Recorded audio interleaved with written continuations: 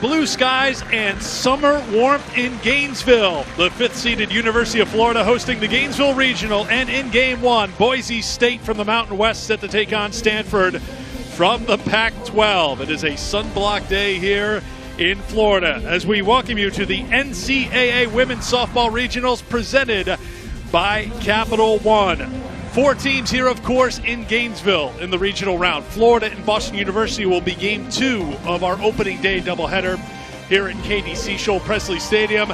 Stanford and Boise State get us going. Great to have you with us, everyone. Eric Fried alongside 3-time All-American Madison Shipman, and in Game 1, a couple of at-large selections in the NCAA Tournament. Boise State and Stanford had to sweat it out a little bit because they didn't play great heading in to the NCAA. Well, what's so interesting is both Stanford and Boise State were swept in their last series during the regular season, but they're looking to put that weekend behind them and focus on their strengths and what got them here to this Gainesville Regional. And for both of these offenses, it starts in that leadoff position. For Stanford, it is Tegan Cowles, and for Boise State, it is Cora Wade. Cora Wade for Boise State is a triple-threat left-handed batter with explosive speed. For Stanford, Tegan Cowles is a very consistent right-handed hitter with gap-to-gap power, but both of these batters looking to set the tone for the rest of their offenses. Boise State is 10th in the country when it comes to team batting average, and Stanford, of course, survived the gauntlet that is the Pac-12. We are ready in Gainesville. The Broncos and the Cardinal. First pitch coming up next.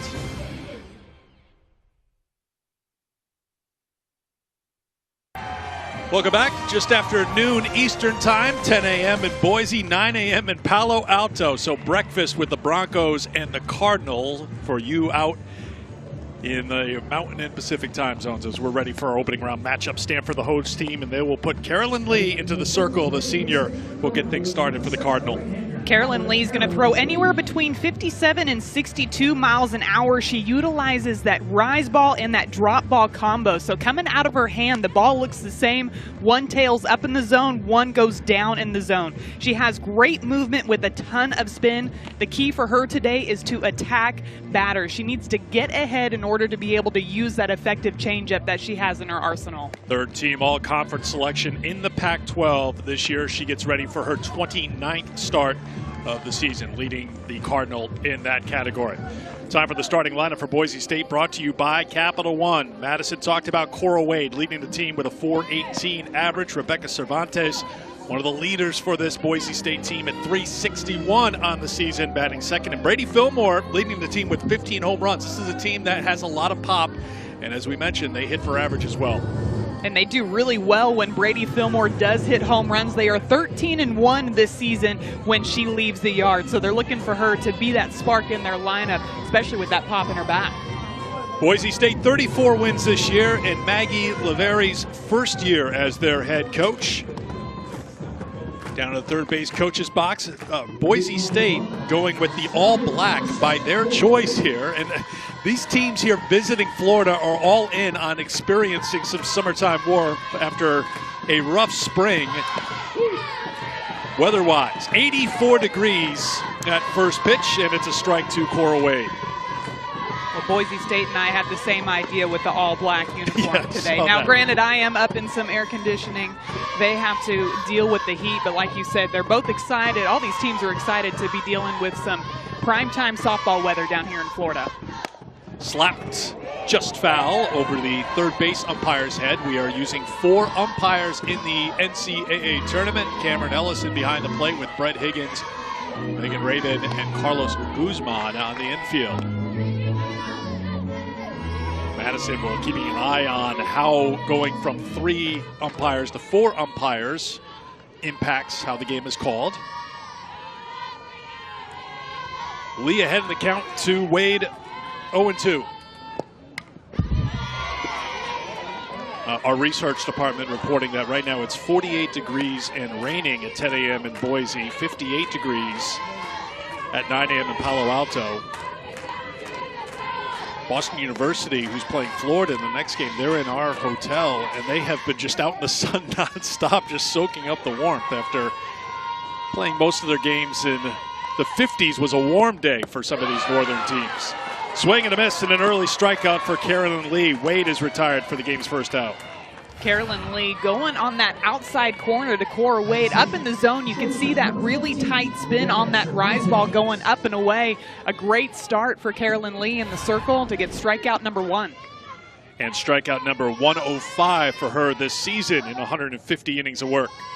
Opponents hitting .253 against the senior from San Ramon, California. Pitch to another Californian, misses for ball 1. It's Rebecca Cervantes, senior co-captain. First team all-conference selection in the Mountain West this year.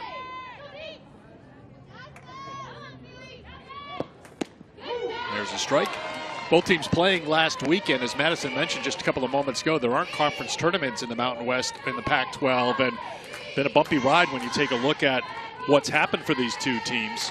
Boise State, Madison mentioned, getting swept at Fresno State, losing 5-4 on Sunday in their last game. That misses for ball 2. And for Stanford, they have lost 11 of their last 13 games, but their RPI is 28. That's one of the benefits of playing in the Pac-12. You're going to take your lumps, but it's going to help you when it comes to strength of schedule and RPI. Well, you look at their last 4 series, Arizona, Arizona State, UCLA, and Washington. Talk about getting thrown the gauntlet at the end of the season. Fouled off, and it's 2-2. They were swept at Washington. They scored 2 runs in 3 games played. You see Jessica Allister in her second year. Great turnaround for the Stanford alum. Pac-12 Coach of the Year. 2-2 the count to Cervantes. Popped up shallow left field. Emily Young has it. 2 down.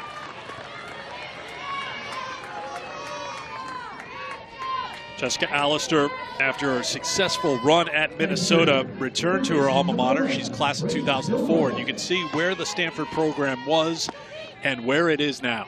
I mean, those numbers are just absolutely incredible. And talking to her yesterday, I think the biggest change for the Stanford program is in their mindset. They are coming into games now expecting to win, not just hoping they end up with a win.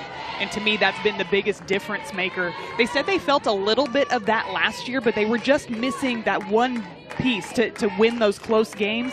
And finally, this year, they had that confidence to be able to overcome those and end up winning a bunch of ball games for the Stanford program. 0-1 the count to Brady Fillmore, the third baseman. Down to the count 0-2. Well, we asked Allister about playing in the Pac-12, and she said you can do one of 2 things. You can feel like, well, we're playing in a tough conference, we're going to lose a lot of games, or you can pull the positives out of these games and playing Arizona and UCLA and Washington. This one's popped up, foul ground. Room there for Anuye to try to put it away. Just couldn't hold on to it. And a second chance here for Fillmore. And it looked like right at the end, Inoue kind of tripped over her own feet. You could see her tracking it into the sun. Right there, yep, she steps on her own toe, and that kind of crossed her up a little bit, just enough to let that ball hit the ground, and now Fillmore's got herself a second chance. Christina Anuye will not make too many mistakes. Good defender, according to her coach. Lee misses for ball 1. Stanford defense a work in progress. 49 errors on the season, 964 fielding percentage. High heat from Lee to get their second strikeout of the inning. 1-2-3 inning for the senior Carolyn Lee. Stanford coming to the plate here in Gainesville. NCAA Softball Regionals is presented by Capital One. What's in your wallet? And in part by Old Spice. Men have skin too, you know. And Geico.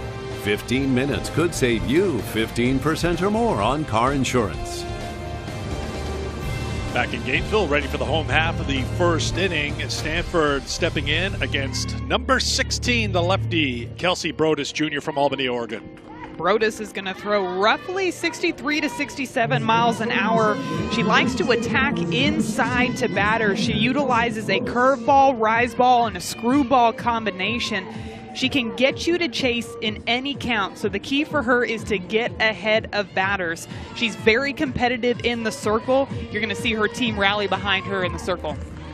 Those team-high 95 strikeouts have come in a team-high 116 innings pitched. As we take a look at the Stanford starting lineup, brought to you by Capital One. Madison talked about the junior. Tegan Cowles getting ready to lead off at 377 on the season. Hannah Howell, Inouye, and Dixon will follow. Left-hander's first pitch. Misses for ball one.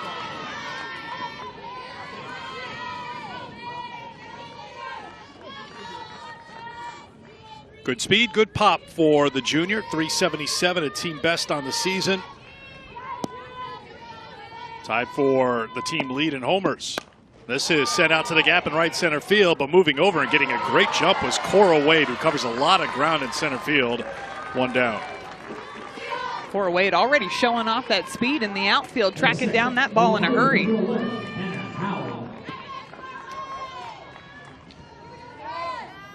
So one down for Stanford here in the first, and they'll bring up the junior Hannah Howell.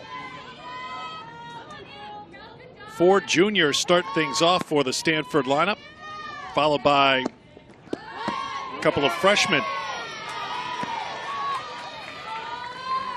Howell at .310 on the season.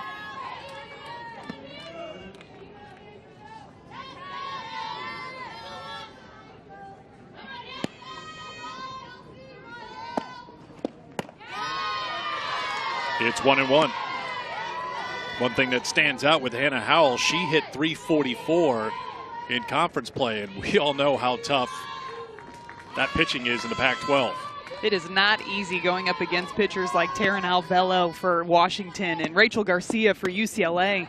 But to be able to keep that consistency all the way throughout the season, I think shows you how much of a competitor Hannah Howell is and her ability to utilize all of her tools. She's a triple threat batter at the plate, so she has the ability to hit away, slap, and bunt. She's very good at reading defenses and deciding what she's going to do. Slapped out to center field, and it's a one-out single for Howell. Hannah Howell just getting her barrel straight to this pitch. That ball on the outside half of the plate, not trying to do too much. You could see that she decided to stand in and hit away in that situation and pokes it right into center field for an easy base hit.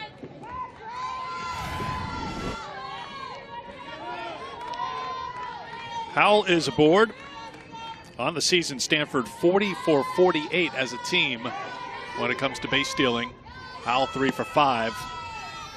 As Christina Inouye takes ball one.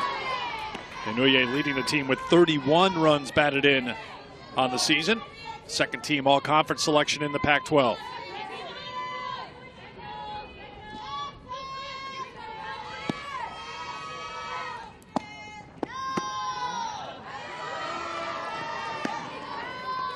Serena Hutchinson catching Kelsey Brodus has thrown out 29% of would-be base stealers this year for Boise State.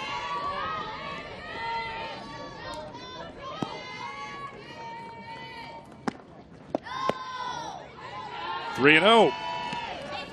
And Brodus is finding herself falling behind, and immediately you can see Hutchinson coming out into the circle just to talk to her. She's fallen behind 3-0. Again, the key is get ahead of these batters to be able to utilize some of those other pitches that you have in your arsenal, especially now that there's a runner on first base.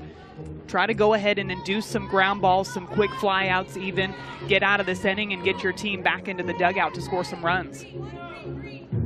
Brodus does have a team-high 55 walks issued this year. She's pretty much split time with Gianna Mancha this season when it comes to pitching. And it's called strike. It's 3-1. It's almost right down the middle. We weren't sure who we were going to see because their innings are almost dead even on the season. And you, watching tape and watching film, getting ready for this regional, you think they're pretty similar. It's just one's righty, one's lefty with what they throw. Yes, they have a very similar arsenal when it comes to the rise ball, screwball, curveball, but like you said, one's coming from the left side, one's coming from the right side. And when you look at Stanford's starting lineup, they only have 4 lefty batters in the lineup, but maybe she's more effective against right-handed batters, and that's why they decided to pitch her today. Bounces back, gets 2 quick strikes. Now a ground ball to second. They can't turn 2 as Anuye is safe at first. Howell retired on the fielder's choice, 2 down. Great job by Brodus to get back into that count, inducing a ground ball straight to second base. A great flip over to short. Rebecca Cervantes trying to turn it, but just not in time. But good solid defense already by Boise State, getting that lead out and keeping that runner out of scoring position. Here's a cleanup hitter for Stanford, Montana Dixon.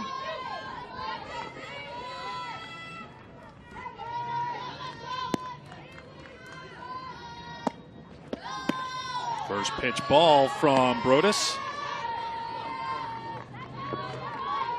Dixon at .279 on the season with 5 home runs, 24 runs batted in. She had a pretty good weekend in that Washington series, even though Stanford was swept. She was 5 for 8 with a home run. Comes in swinging a hot bat, and then she's ahead in the count, 2-0. It's all about who's hot in May and June, and this is the time that you want to be hitting well, especially against such a veteran pitching staff like Washington has. That's got to give her a boost of confidence coming into this regional this weekend. That's in there for strike 1. As a team, Stanford hitting .277 with 28 home runs. But Jessica Allister said, I always think we can score. And she has a lot of faith in this lineup.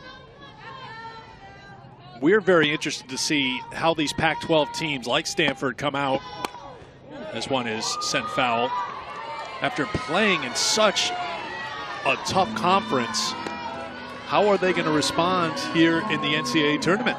Well, we talked about it earlier. I think nothing prepares you more than playing tough competition in both the preseason and your conference play as well. And so when you're in a conference like the Pac-12, going up against some of the top pitchers in the entire nation, it prepares you for regionals like this because you've already faced the best in the nation. So you have that confidence. Yeah, you've got the confidence. You feel very prepared, and we saw that from Coach Allister yesterday, just how much confidence she has in her team's abilities and what they've proven to her so far this year. And I think that mentality has stretched all the way throughout their program to now, like we talked about earlier, that expectation to win, not just hoping to win games.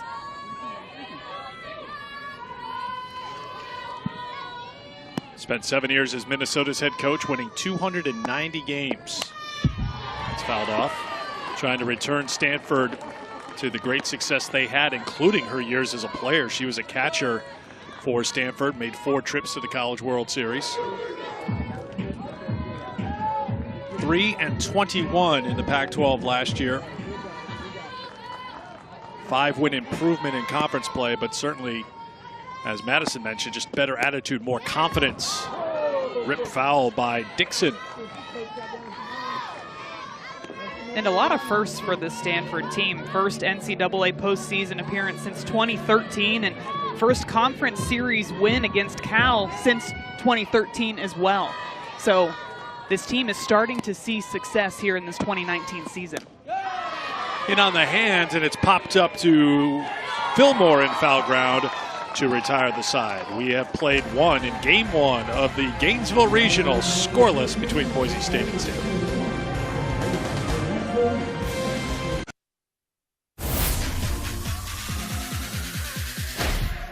Kelly Barnhill. She can flat out dominate. Megan King in the circle. Megan King pitches a gem. Taryn Alvello. She brings it with power and velocity. She's been spectacular. Rachel Garcia has just been outstanding. So much movement, so much velocity for Rachel Garcia.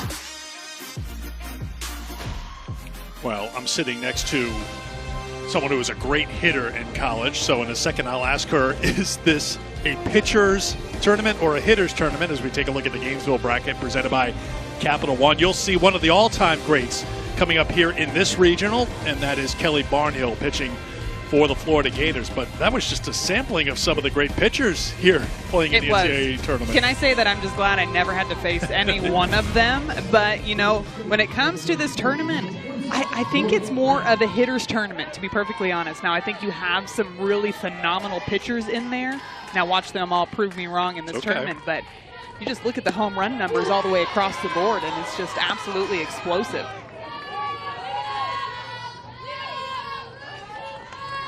Four, 5, 6 for Boise State here in the second. Morgan Lamb to lead things off. Senior at 3.22 on the season.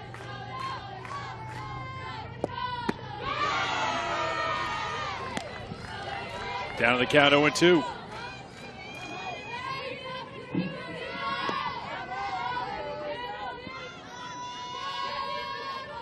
Third time in 4 hitters that Lee has gotten out to an 0-2 count.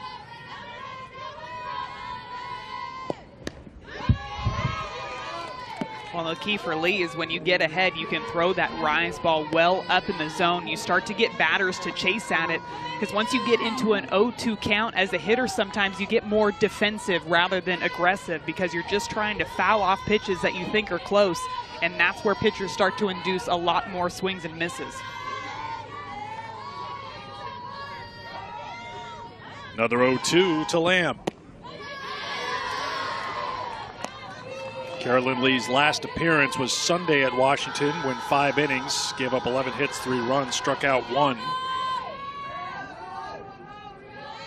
11-9 on the season.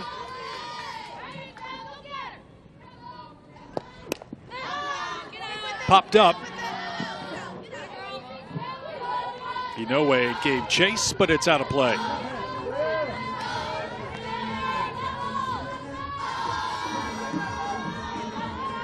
Bold choice to go with the all black. I say it's bold, but I like the all black look. You're not sitting in the sun. That is true. That is true.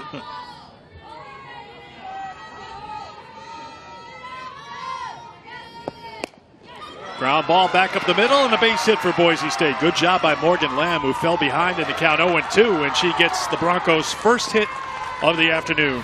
I think the biggest pitch of this at-bat was that low and outside pitch that she took on an 0-2 count. Able to fight off some pitches, gets this rise ball up in the zone, gets her barrel straight to it. It's not a bad pitch by Carolyn Lee, but just not high enough to get it past the hands of Morgan Lamb. Leadoff single for the senior. Now bring up Jessica McKay, good run producer. 9 home runs, 38 runs batted in on the year, and she takes ball 1.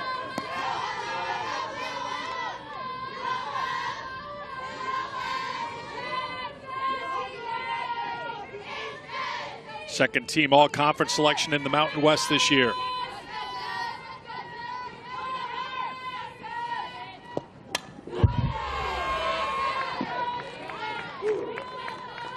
And right as I was about to say, she's known as being a very patient hitter up at the plate. She attacks that 1-0 pitch. She saw it right on that outside half of the plate, trying to drive it into that left center gap. Just missed that pitch, just under it a little bit.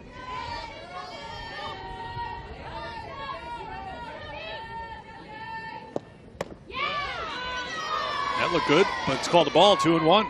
That is a tough, tough take as a hitter. It looks similar to the pitch that she just fouled back. Carolyn Lee really wanting that pitch to be called for a strike, and it does look like it just missed off the outside half of the plate, but not by much. Maybe an inch, maybe 2. Stanford would probably disagree. It's fouled out of play, and now the count's 2-2. First game ever in the Sunshine State for Boise State in their 11th year as a program. Maggie Laveri coming over from Utah, where she was an assistant coach for the previous 7 years, getting her first head coaching job here. Doing a good job with a team that made it to the NCAA Tournament last year. Getting back this year, second straight trip and their second all-time appearance. I couldn't believe it when I read that it was their first time stepping foot on Florida soil to play a softball game, just because the weather's usually so nice in here, especially during February. You see a lot of teams from around the country traveling to Florida to soak up some of that warm weather before they head back to their hometowns.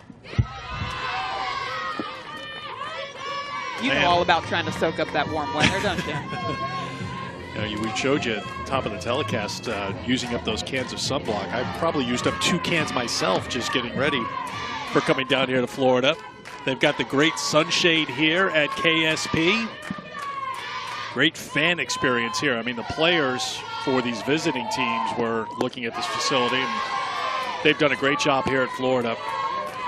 They have replaced the 5 in 2015 that was broken up Roy Hobbs style. There it is. Jordan Roberts hit that one a couple of weeks ago, but they got that fixed really quick. But one of the cool things about this stadium is you have a view from around the entire field. Sharp grounder to the shortstop. They get the force to retire Lamb. One away. McKay on first with one down. Nice job by Emily Young at shortstop. Smacks this ball right to her. I love how she gets her feet in front of it. That's an easy ground ball for people to kind of get lazy on and backhand it, but she wants to make sure she gets that sure out, gets both feet in front of the ball, tosses it over to second base to ensure that runner doesn't get into scoring position.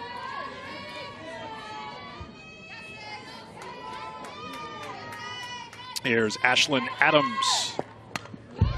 Fouled off.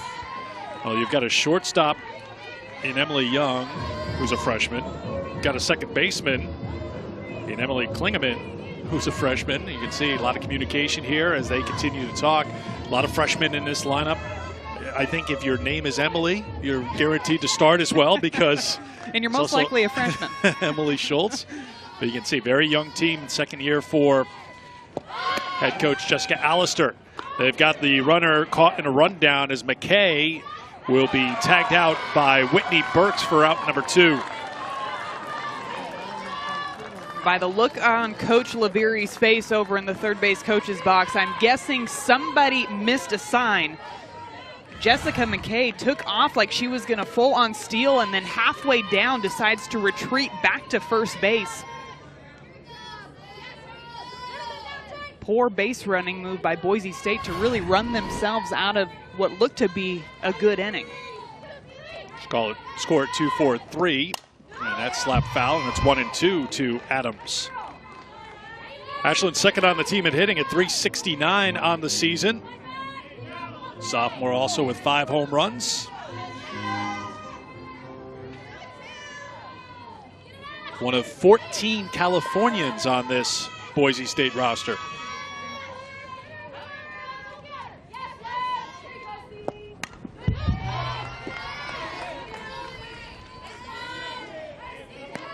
Quite the battle we're getting from Adams in this at-bat. She's fouling off all sorts of different pitches and really was aggressive from the first pitch of this at-bat, trying to get something she could handle, drive it out to the outfield somewhere, and Carolyn Lee is battling right back, not giving her too much, putting a lot of spin on these pitches to get her to miss-hit it.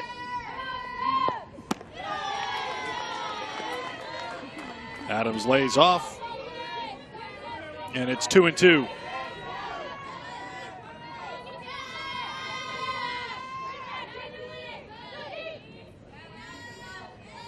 First team all-conference selection in the Mountain West. Team I-5 triples this year, and she works the count full.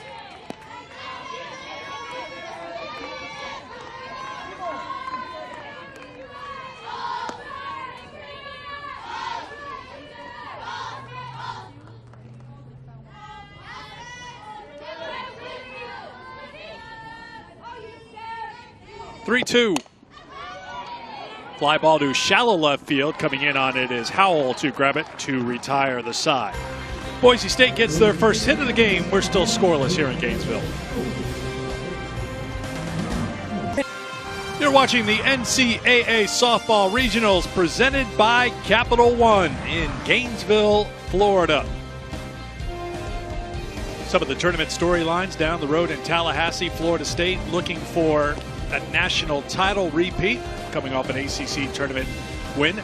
SEC once again, Madison 13-for-13 in getting teams into the NCAA tournament. That's the 3rd year in a row. Pac-12, it's been a while since they've won Women's College World Series, but they have a long list of teams who could contend to win it all in Oklahoma City. Yeah, absolutely. The last time they won it back in 2011 was when ASU had Dallas Escobedo on the mound pitching for them. But the SEC, all 13 teams making it into the tournament. When we spoke earlier in the season, really it was just Texas A&M that was kind of on the bubble, but finishing 3 games over 500, 6 wins over top 25 teams. They made it in. 6 of those 13 SEC teams are seeded, which means they're hosting a regional round, including the Florida Gators here in Gainesville, number 5 seed in the NCAA Tournament. Emily Young, the shortstop, to lead things off for Stanford here in the bottom half of the second inning. Freshman at .299 on the season.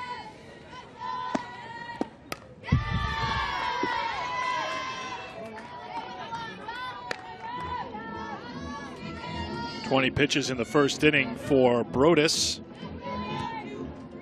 including a 1-out single to Hannah Howell.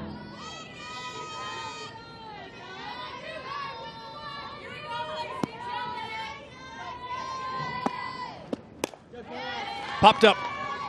Second baseman Carly Johnson calls for it in shallow center field for out number 1. Brodus not afraid to challenge batters on that inside half, especially to the righties. Gets that pitch in on the hands to Emily Young and induces a nice easy pop-up to second base.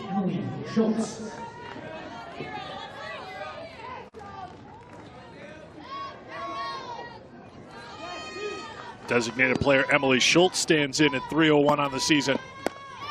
Swings at the first pitch and comes up with the second hit of the afternoon for Stanford. Well, you know Brodus is going to try to get ahead of batters. Emily Schultz comes up swinging on this first pitch, a little bit up in the zone, drives it right through that 3-4 hole to right field for an easy base hit, and now Stanford's got a runner on 1 with 1 out. Schultz really good second half of the season in her freshman year. Earned herself a Pac-12 all-freshman team selection. There's strike 1 to Whitney Burks.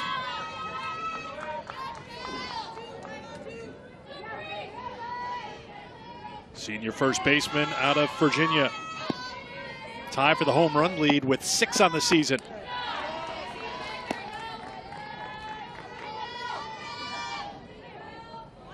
Burks is somebody who does not get cheated on her swings. She goes all out, some multi-home run games during her career. This is popped up on the infield. Johnson calling for this one again. 2 down. That's 4 fly ball outs already for Kelsey Brodus this afternoon. Women's College World Series returning to Oklahoma City starting Thursday, May 30th at noon Eastern Time and live on ESPN. For more information on the 2019 Women's College World Series, go to ncaa.com, the official online home for all 90 NCAA championships. Fly ball to shallow center field. Good jump by Cora Wade. We've seen that a couple of times here today, and Taylor Gindelsberger is retired. We are scoreless after 2 in Gainesville.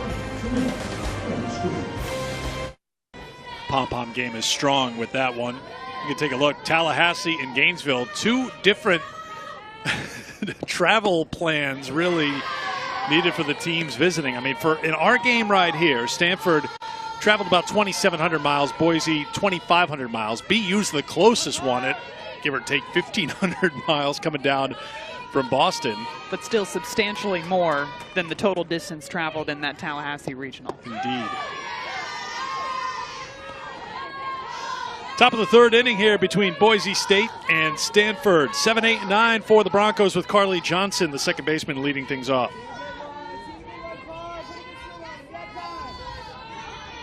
Two hits for the Cardinal, 1 hit for the Broncos. It's heading towards foul ground. She's trying to take a chunk out of the concession stand over there. Not the hot dogs. Everybody seems to be okay. No food spilled. Priorities, right, Eric? No drinks Make spilled. Sure the food did not spill. Today it's drinks. Got to hydrate.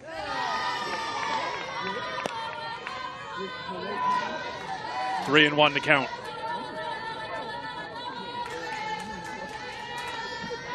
Johnson, the junior out of Phoenix, hitting from the right side, which is something new because she was hitting from the left side until coaching staff said, why don't you take a swing from the other side? This one's foul.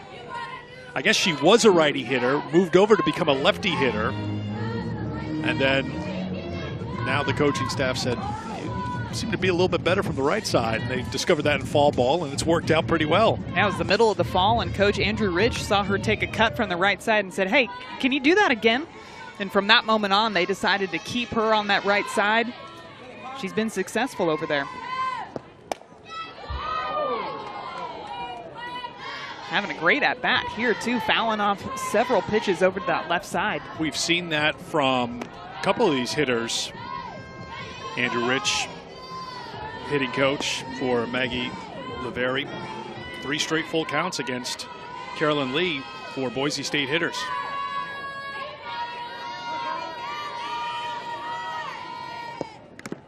Foul tip, and Johnson will stay alive. And they might only have 1 hit up until this point, but like you said, they've really made Carolyn Lee work for those outs. They have not been easy outs. And the more pitches you see as a batter, the more information you're passing along to your teammates on deck and in the dugout so that they can gather that info and create a better game plan going later into this game.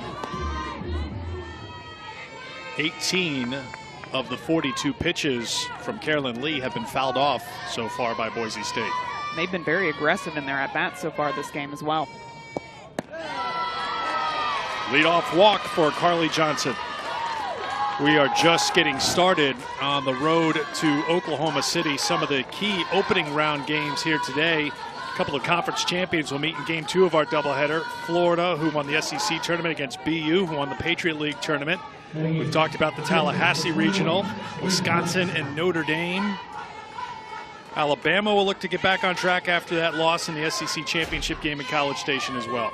Big Ten well represented in the NCAA tournament this season.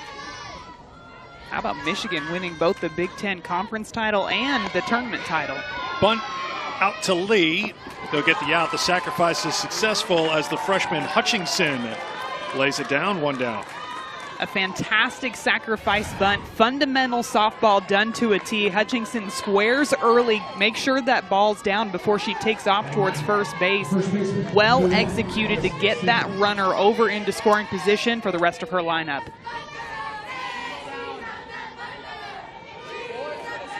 Here's the number 9 hitter, Allison Sang. One thing about this Boise State lineup, and we mentioned Madison hitting .327 as a team. Here's a fly ball right on the left field line, and Howell has it as Sang is retired. Sang came in hitting at .302.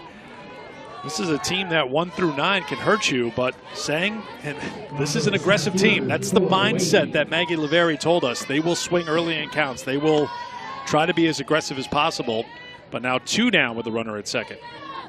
And they know their strength is their offense, so that's why they're coming in here attacking pitches early to try to get ahead on this Stanford team. Back to the top of the order, Wade shows bunt, takes ball 1. She struck out starting things off in the first, one of 2 strikeouts for Carolyn Lee.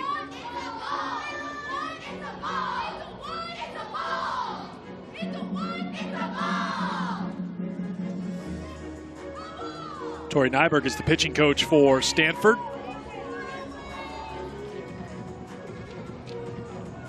And if you're talking to your pitcher here, you know you're going up against the best hitter in this Boise State lineup.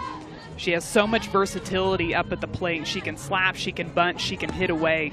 Making sure that you're attacking Cora Wade in the strike zone. But at the same time, you want to try to induce some ground balls. I would be keeping the ball either well low in the zone to get a ground ball or up in the zone with that rise ball to get a fly ball. You can see how far third base is coming in to cover that slap or that bunt. And now with her being so far up, it does make it difficult to cover third base if they were to try to steal. Yeah, you know, Way's on her toes. She's sprinting back to the bag to try and cover if needed. 2-0. It is a grounder too short, fielded by Young on to Burks to retire the side. So Boise State gets a runner in scoring position, but we're still scoreless here in Gainesville after 2.5.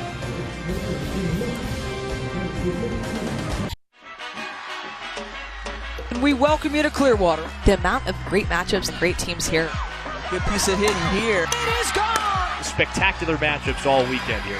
To the track, and it is caught. What a catch! Are you serious? A magical couple of days. What an incredible event. Mark your calendars now, February 13th, 2020, the Clearwater Elite Invitational on ESPN. Florida State winning this year's Invitational over Tennessee. That tournament was so much fun to be at. I got to experience it as a fan, and it really had a postseason feel all the way in February. I couldn't believe that it was just the preseason, but especially that Tennessee and Florida State game. It was so packed, I could not find a seat. I was standing down the left field line. Well, as the NCAA tournament, the regionals go along, we'll be unveiling other teams that will be participating to know who's going to be down there. Bringing in the elite talent from all the way across the country. 9-1-2 for Stanford. Klingeman bunts, and the throw hits her in the back, so she'll be safe at first. Leadoff bunt single for the freshman. A great way to get the bottom of the third started. Drops down a bunt. Takes off down the line. Allison Sang trying to throw that one over to Carly Johnson, but it hits Klingeman right in the back, and it does look like she was right in the baseline, so she's not inside at all, so she is going to get first base. Doing her job, just running towards first, and happened to get drilled by the throw. As you pointed out, staying on the line to leave no doubt. So single for Klingeman, and back to the top of the order, and it's strike one.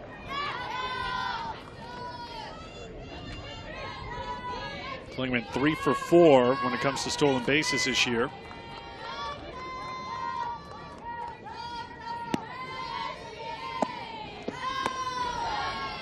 One and one.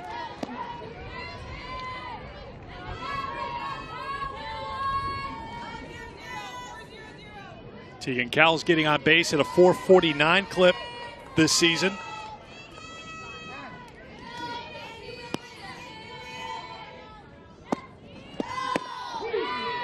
Down the count, 1-2.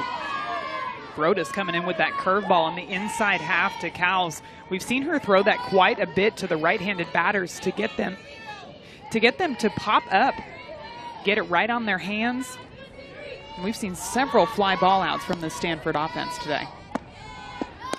5 fly ball outs. Line drive, chance for a double play. They've got it. Cervantes turns it 2 down.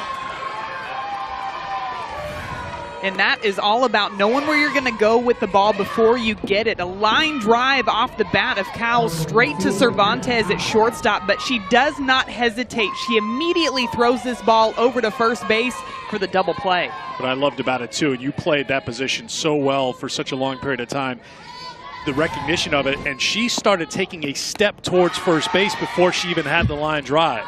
She knew exactly where she was going with that ball, and talking to her yesterday, she said that communication has really been key for their defense. And I think you can see it on the field. They are talking before the ball is put in play so that when somebody does hit the ball, there's no question on where that ball is going to go.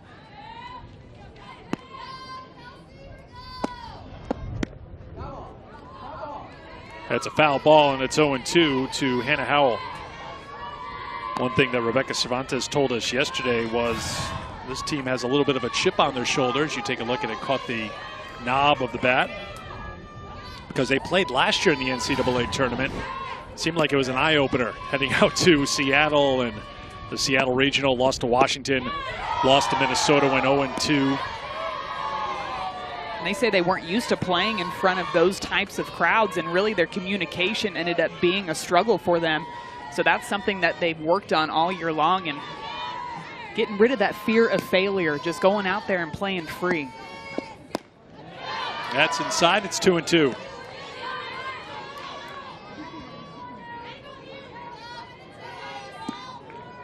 Howell singled her first time up. 3 hits for Stanford, 1 hit for Boise State. Grounder to the first baseman. Sang has it to retire the side. We will talk to the Stanford head coach, Jessica Allister, when we come back to Gainesville. Had someone prepare for the sun. Got the umbrella, got the hat. Someone who is just soaking up the sun right now is Stanford's head coach, Jessica Allister, who joins us right now. And, well, how is your team handling this trip to the NCAA tournament so far? You've got so many freshmen in your lineup. Jessica, what do you think your performance so far? Yeah, I think we're doing well. I think we're putting together good at-bats. Hopefully we can start stringing them together a little bit, but I think we're taking aggressive swings on good pitches. And I think Carolyn's doing a good job on the mound. Yeah, and Carolyn, she's had a couple of battles out there in the circle, but really has gotten the pitch when she needed it. What have you liked about her performance so far today? Well, exactly what you said. You know, she doesn't need to be perfect. She just needs to be tough, and she's been that so far. Jessica, thanks for your time. We appreciate it. Thank you. Pac-12 Coach of the Year in 2019, Jessica Allister. Scoreless after 3 here. The opener of the Gainesville Regional.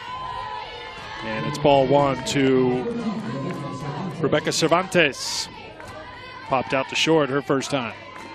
You see the very impressive numbers for the senior from California. First team all-conference selection. She has put up big numbers throughout her career. And the count 2-0. Second on the all-time list at Boise State in home runs with 40. Second on the all-time list in runs batted in at 184.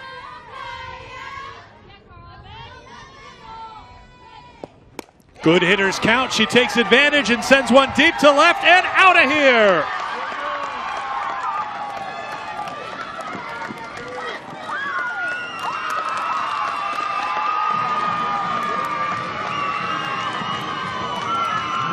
Rebecca Cervantes using some of that momentum that she got on defense with that double play and just annihilates this ball over the left field wall.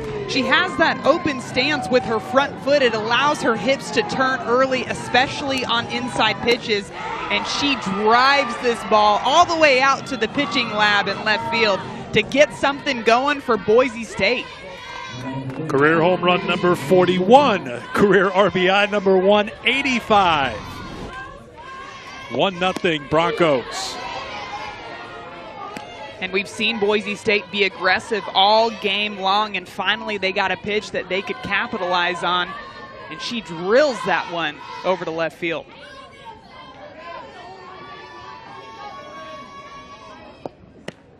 Saw by those numbers, hitting home runs and driving in runs is nothing new to her. However, when you do it in an NCAA tournament game, you're going to be flying high for a little while, and that seems to be the case in that Boise State dugout. And she talked a lot about yesterday that experience that they gained from last year and just being more confident in their approach in this year's regional. I think you saw that out of her in that at-bat.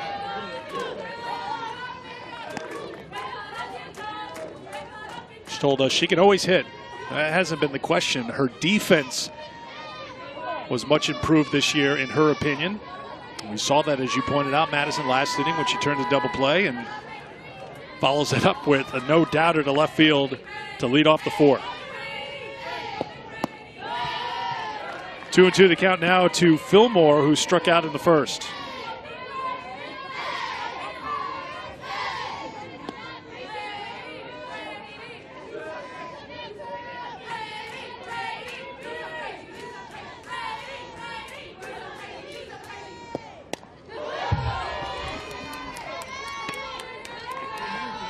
Fillmore struck out on that rise ball back in the first inning, and this at-bat we're seeing a lot more drop balls low in the zone. Trying to change it up and make sure that these Boise State hitters aren't looking for that pitch up. Carolyn Lee working that drop ball and that off speed, trying to get some more ground balls. Foul tip into the glove of Dixon. Strikeout number 3 for Lee. One down here in the fourth. Don't miss a minute of the action from the NCAA Softball Regionals. We take you to the best live action on the Bases Loaded channel on the ESPN app. You can see every game, every big moment on the road to the Women's College World Series, only on the ESPN networks. We have our eyes on this matchup to get things started here in the Gainesville Regional.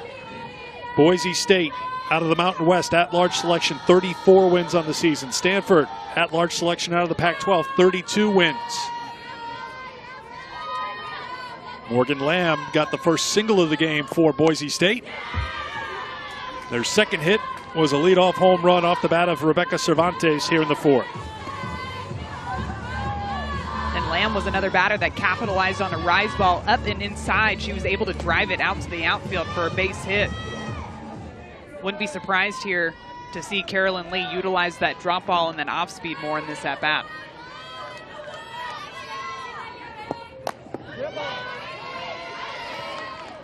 And right on cue, there it was.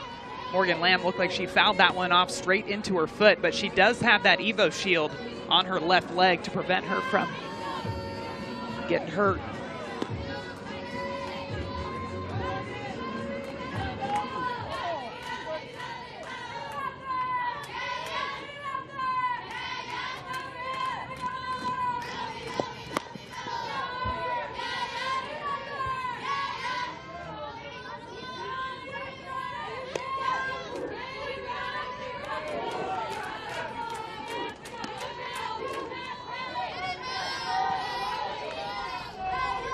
Nikki Bauer getting loose in the Stanford bullpen.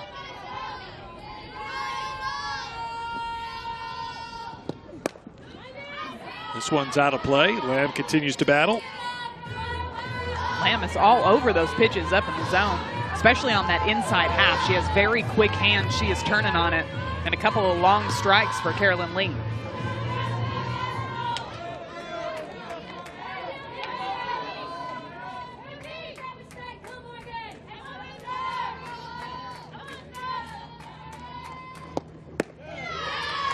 Lamb is definitely a home run threat, 6 on the season, but 3 coming last weekend in the Fresno State series.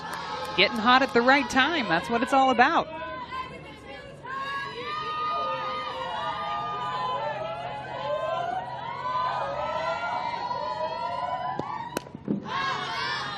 Another one fouled out of play. Another long at-bat for this Boise State offense. And when you look at their at-bats, it's not like they're going up there taking a bunch of pitches until they get to a full count. They are constantly fouling off pitches and taking those marginal ones outside of the zone.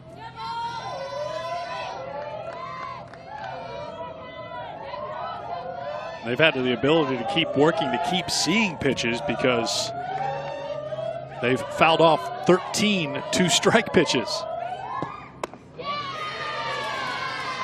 That's a perfect example of a very good take. That pitch low and inside to Lamb.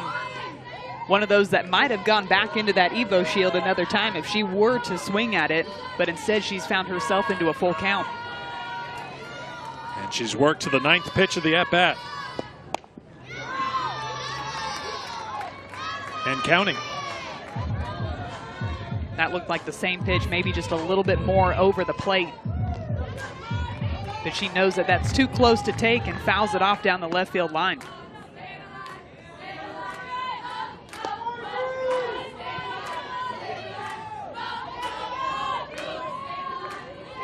Carolyn Lee needing to work hard on a warm day here in Gainesville. Temperature creeping up into the mid to high 80s today. Swung on and hit the straightaway center field and off the wall. Lamb digging for second. Great at bat. It's a double for Morgan Lamb, her second hit of the day.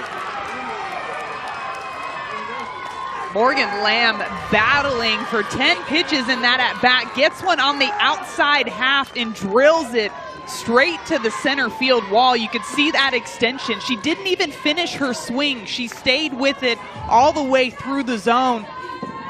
Gets another runner into scoring position for Boise State, and she is fired up. She is pumped. We were told she is the character of this team. There's a bunch of characters, but she is the lead one, and you can tell pretty popular with her teammates.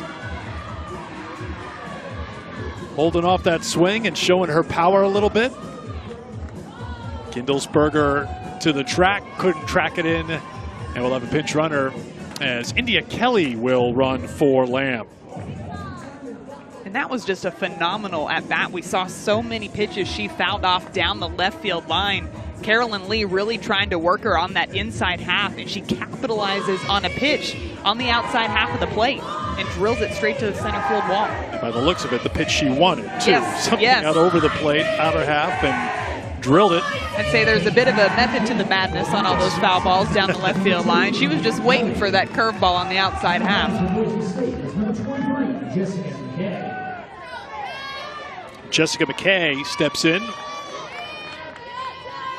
with one down and a runner in scoring position.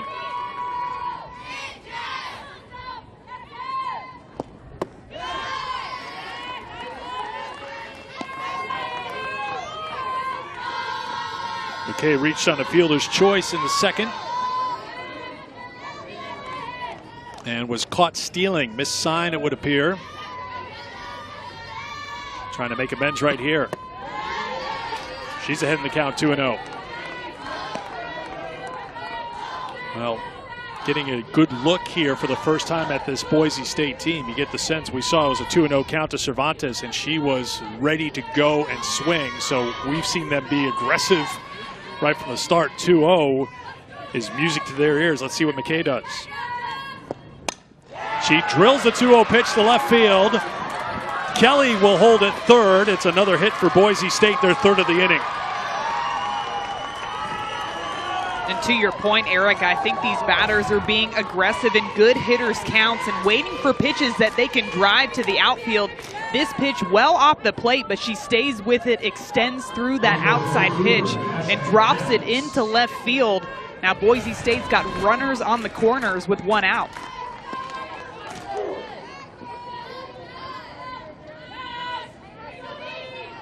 Kelly at third and McKay at first for Ashlyn Adams, who flied out to left her first time.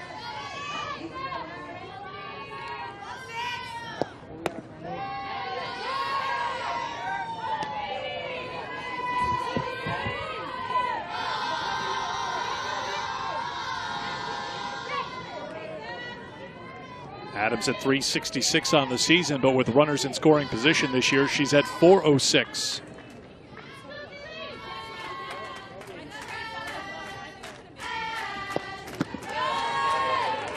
Another 2-0 pitch coming from Carolyn Lee, this time to Ashlyn Adams. But first, Dixon will go out, talk to the senior. I think right here, you're just calming your pitcher down, talking about the situation a little bit as well. You've got a runner on third base with one out.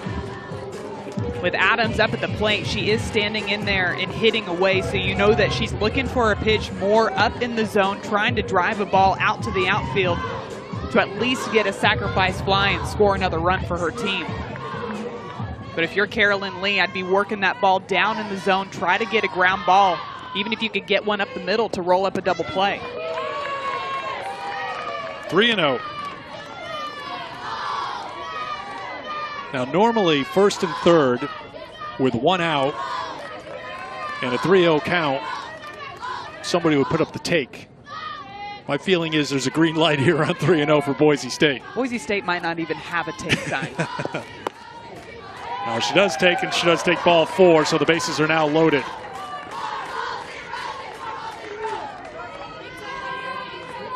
And now with an aggressive offense, you know that she's just thrown 4 balls in a row. So as a batter, do you try to approach this at bat and be a little bit more patient, knowing that the bases are loaded and more pressure is on Carolyn Lee in this situation? If I'm up at the plate, I'm forcing her to throw me a strike before I take that bat off of my shoulder.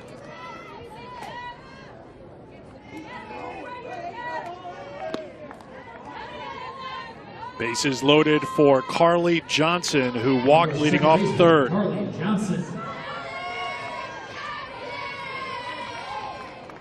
1-0, but the game in the balance right now. The infield comes in. Young and Klingeman short and second, couple of steps in. First pitch strike from Lee.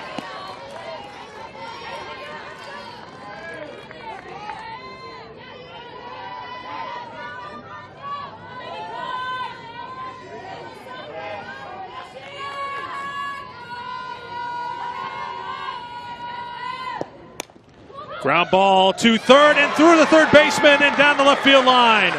2-run score for Boise State, and the Broncos are on top, 3-0. Inoue was there, and you have to wonder whether or not she was trying to think what she was going to do with the ball before it was in her glove. It looked like she was trying to step on third base and field the ball at the same time. In that situation, that priority is the ball. You could see how she stepped back almost behind third base to field that one. In that situation, you don't even want to take a chance on the ball hitting the base. You want to try to move up, take one step forward to grab that ground ball and throw the ball home to cut off that run. But instead, the ball gets by her. It's another couple of runs for Boise State.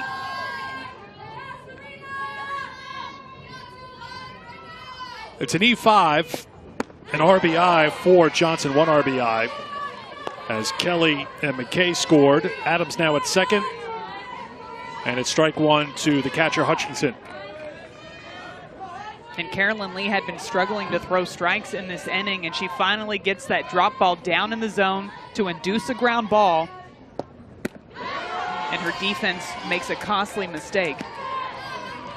But here the senior veteran is doing her job in the circle, getting ahead of this very next batter, going right back at them, attacking them in the strike zone to try to get her team back in the dugout. And Lee is a veteran, 125th appearance of her career, 105th start. Has to battle here.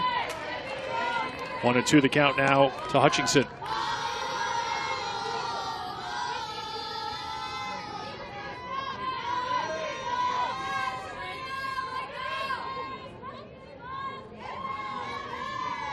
Lee would love hard hit ground ball here to try to turn two.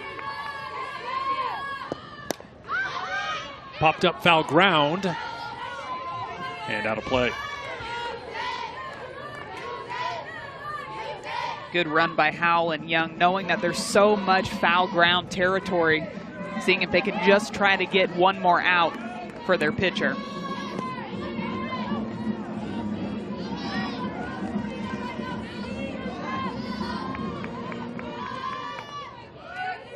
And Howell with the shades on and left.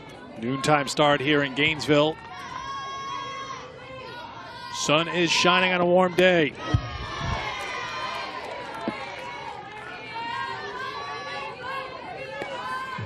These two-strike battles by these batters have been so impressive. And I know looking at their lineup, they have quite a few kids that just don't strike out a whole lot. But 1 through 9 today, we are seeing this really aggressive two-strike approach, fouling off pitches that are marginally close to the zone, taking the ones that are outside of the zone, and forcing Carolyn Lee to bring the ball back over the plate. And Lee loses it inside and hits Hutchinson. So Hutchinson had fallen behind in the count 0-2. That was the 35th pitch this inning for Lee, and on a hot day, loses that one, and we'll see how long Stanford decides to stick with the senior here. They are really making her work in the circle. Again, it can be frustrating as a pitcher when you get yourself into an 0-2 count and the batters start taking those marginal pitches. You're like, come on, just swing at it. And plus, you add on top of that all these foul balls that they're hitting too on good pitches. There's strike one to Allison Sang, who flied out to left her first time. Bases loaded, 1 out, 3 runs already in for Boise State here in the top half of the 4th inning.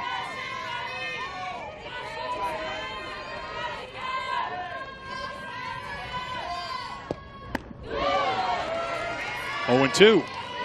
As we've seen, this is when Boise State is at their best. They should just put 2 strikes up on the board and then they go to work. They turn it on in an 0-2 count. They start fouling off pitches left and right. But you got to imagine they practice those 2-strike approaches, not trying to swing too big. Shorten up, get right to it, just like that. Allison Sang hitting that one into left center, and it drops. On an 0-2 pitch, Sang brings in a run to make it 4-0.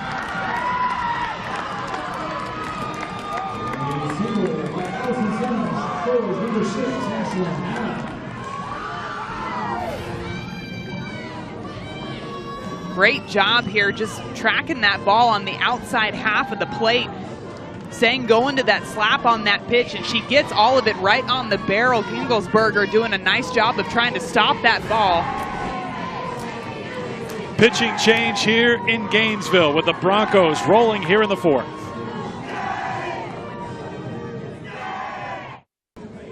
That's the day for Carolyn Lee. She leaves with the bases loaded and 1 out here in the 4th inning and gives way to right-hander Nikki Bauer as you take a look at the pitch breakdown by inning, and she was just piling up the pitches. And really, this was the biggest inning, but the common theme was she would get 2 strikes on somebody, but that's when Boise State got really tough and they dug in. And Boise State was just aggressive right from the beginning of this game, battling their way into full counts and forcing Carolyn Lee to bring the ball back over the heart of the plate, but they're going to bring in junior Nikki Bauer. Only has 21.2 innings pitched on the season. What a tough situation to come into. Not only are you in regionals in Gainesville, but you've got the bases loaded here with 1 out to a very aggressive swinging Boise State offense. 12th appearance for Bauer this year, 57th of her career. Did make 2 appearances in the Washington series to close out the regular season. Infield in with the bases loaded and 1 out for the leadoff hitter, Cora Wade.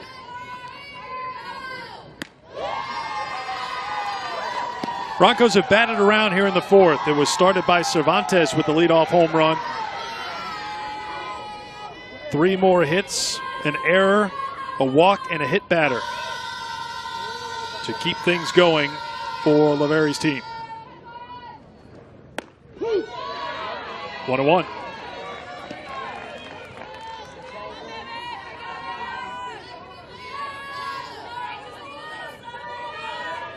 Wade and Fillmore, the only 2 yet to reach base for Boise State so far. Wade struck out in the 1st, grounded out in the 3rd. Ground ball knocked down by the second baseman. That will allow 1 run to score. It's 5-0 Boise State. Wade is on base for the first time here today, an RBI single. And Wade gets this pitch right off the end of the bat, but gets enough of it to get it past Whitney Burks at first base. A great diving effort by Emily Klingeman to stop it from going into the outfield, but not in time before another Boise State run comes across the board.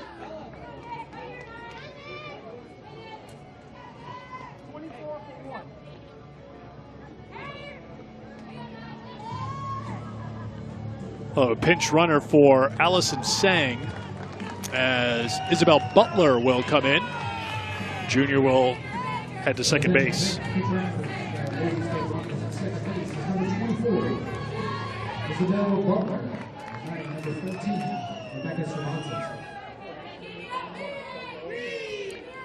Seventh straight Bronco to reach here in the 4th is Cora Wade.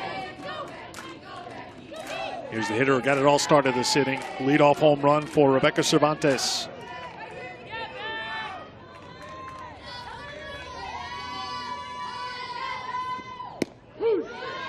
One and 1.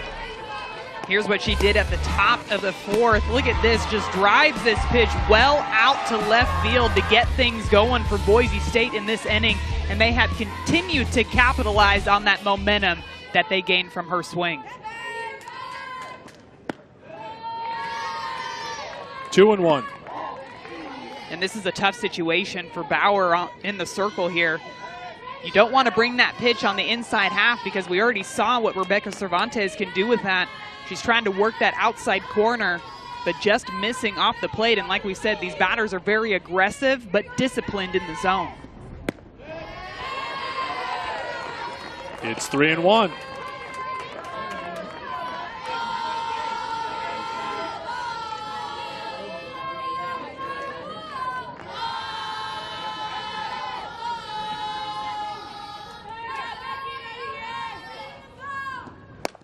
Ground ball to third. Grabbed by the third baseman. Thrown to first and a double play to end the inning. Inoue, who committed the error in the inning, comes up with a double play to end it. But 5 runs scored for Boise State in the 4th. We'll talk with their head coach next. Maggie LaVerre's Boise State Broncos breaking out in the 4th inning. And timing is everything because she joins us right now. And What has been the key? I think this kind of summed up your season. We see an aggressive team, especially good, Maggie, with 2 strikes. Just assess how your team has done at the plate so far. Yeah, I mean, fantastic job, Becky, getting us on the board. I think that really, like, cracked the ice, you know, and kind of let some of those nerves out. We had quality at bats the first time around, and I think that showed in the adjustments that we finally were able to make a little bit there. And when we spoke to you yesterday, really working on Cervantes at shortstop, her defensively. How does her defensive play transition over under offense? I think you know this, you know, anybody, you tend to carry the game on both sides, right? And it's hard to leave your bat behind, you know, and go out on the field sometimes. Hard to do it the other way around. She's done a really good job this year managing both and emotionally just staying really, really focused. And she got you guys going. Thanks, Maggie. We Absolutely. appreciate it. Thank you, guys.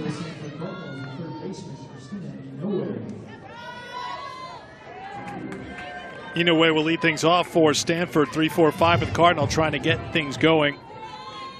2 of the 5 runs unearned for Boise State in the top half of the 4th inning.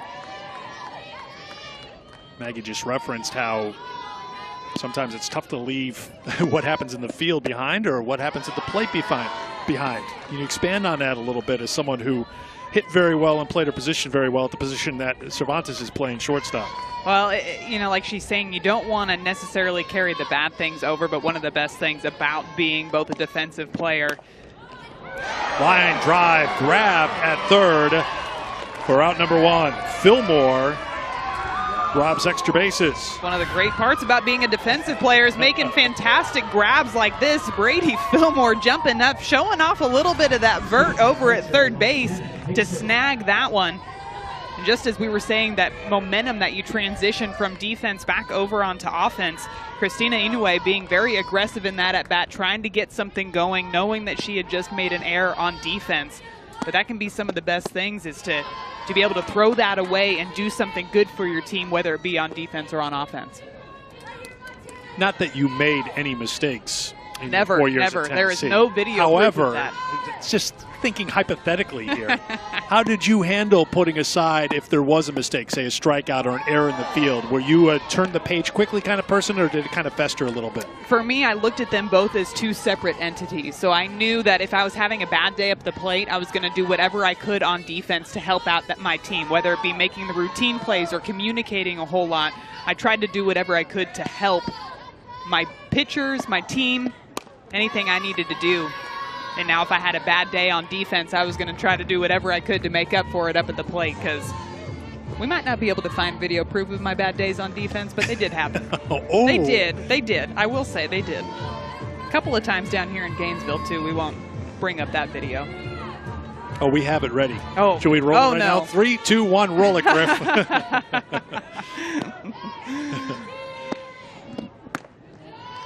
Count now 3-1 to Montana Dixon, who's 0 for 1.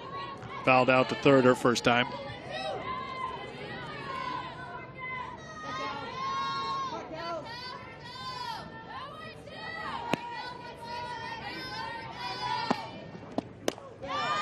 Popped up. Johnson has it. A lot of fly ball outs today. Off the bats of Stanford, facing Kelsey Brodas, 2 down. 7 innings, the weekly softball podcast. ESPN personalities covering the sport, entertaining us all the way to Oklahoma City and beyond. You can listen on the ESPN app, iTunes, or wherever you listen to podcasts. You never know when special guests drop by. And this week on the 7 Innings podcast, breaking down the bracket, talking to Patrick Murphy from Alabama, Mike Andrea from Arizona. It's a foul ball. Madison Shipman has dropped in on the 7 Innings podcast. That was one of my favorite of the year. You might be a little biased. All the good things you said about me and working with me this year. I've been told that was edited out. Oh, I thought I heard that. I told them to keep it in, but they said, nope, not happening. After your rookie year working at the booth with me, then you'll be able to have editorial content control like that. It's up high. It's 1-1 to Emily Young. 4 in a row retired by Kelsey Brodas, the junior out of Oregon. Young popped out to second base. Her first time.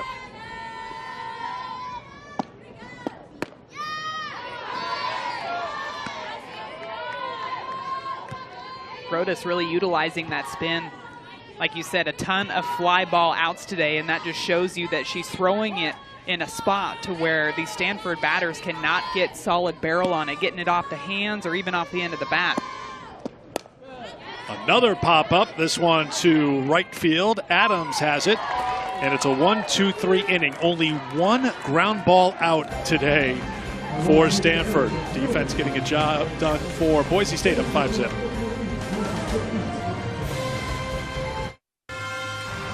You're watching the NCAA Softball Regionals presented by Capital One from KDC Scholl Presley Stadium, Gainesville, Florida. We take a look at the Tennessee bracket in Knoxville because the winner of this regional will take on the winner of that regional in the Super Regionals. Ohio State out of the Big Ten, one of 6 Big Ten teams in the tournament. They knock off North Carolina by a final score of 1-0. So they're 1-0 in that double elimination part of the bracket. UNC 0-1. Tennessee getting set and right now taking on Longwood. In our bracket, winner of this game will play tomorrow at 2 p.m. against the winner of our next game between the Terriers of Boston University and the Florida Gators. Loser of this game off to the losers bracket. They'll play 4:30 p.m. on Saturday afternoon against the loser of game 2 of this regional. Top half of the 5th inning, 3-4-5 for Boise State. Fillmore, Lamb, and McKay to face Nikki Bauer. Came on in relief of Carolyn Lee.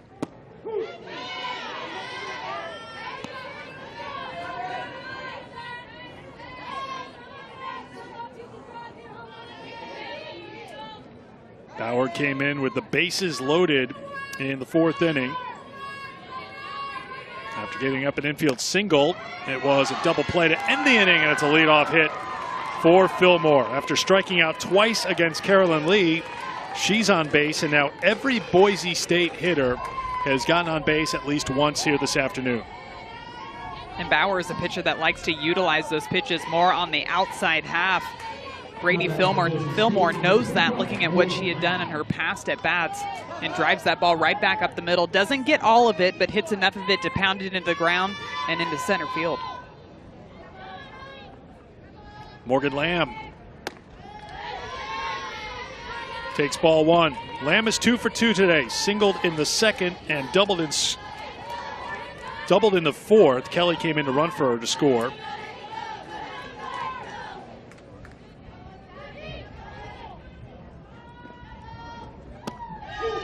One of 2 extra base hits for the Broncos. Cervantes, the other one, with a home run. And you remember Lamb had that fantastic at-bat, battling and fouling off tons of inside pitches before she got that curveball on the outside half that she drove all the way to the center field wall.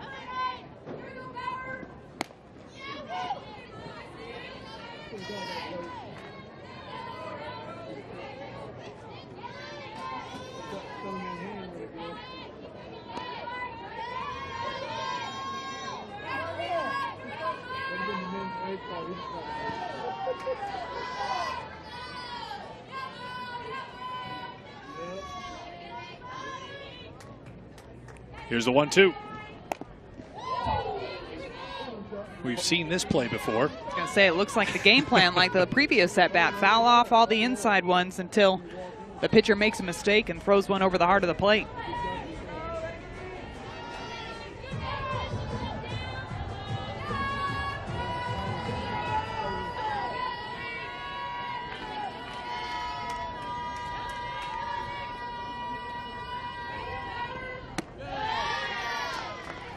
Two and two. And a smart pitch by Bauer there. She has stayed outside to a lot of these Boise State batters so far, but knowing that that is what Lamb hit her last at bat, when she does go to that outside pitch, she makes sure that it's a couple inches off the plate. That's a hot shot into the camera well. I see a thumbs up down there. Amanda, you good? She may be a little. Oh, good. Okay, good, Amanda. Looks like it hit the wall. You can see the mark on the wall right next to her. That was a hot shot.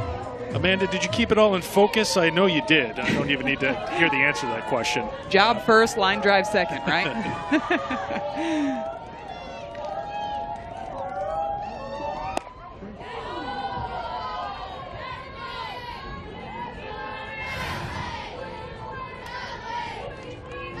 this view. Ooh, drilling it straight in there. She hung in there pretty good, Amanda. She did flinch a little bit. She didn't flinch as much as the Stanford staff. Although I will give the Stanford staff credit. They stood their ground a little bit better than I think I would have. I would have been diving down the stairs back behind me. Well done, Amanda. Eric, you would have been well out of the shot. We wouldn't have even seen you. Well, that thing came off the bat. That tells me two things. One, I've got a great first step. Thank you for that compliment. There it is. And two, my reflexes are still sharp.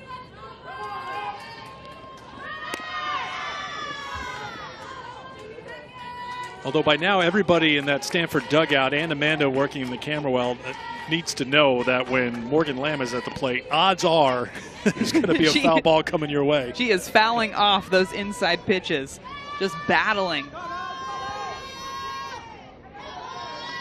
If it were me, I'd be moving away from that opening. It wouldn't even be close. Another one. Coming in hot.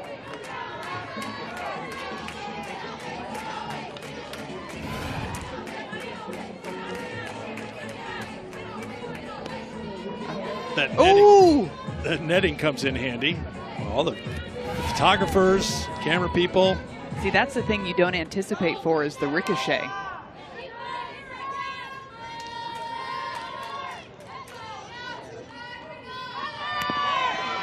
Foul tip. And that caught a piece of Montana Dixon behind the plate.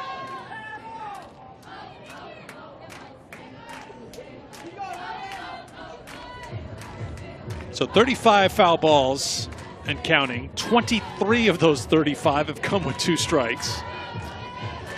I'm going to estimate about half of those.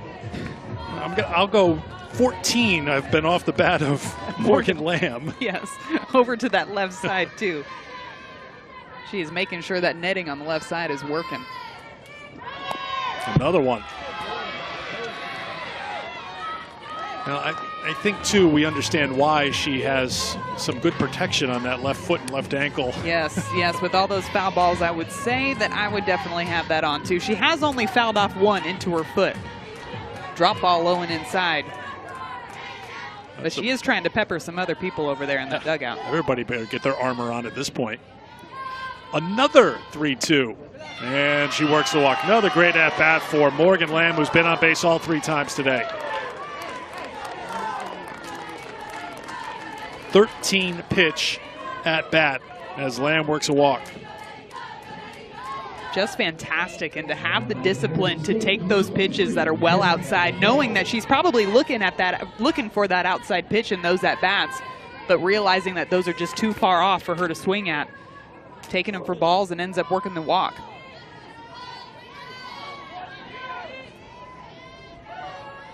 Jessa McKay is 1 for 2.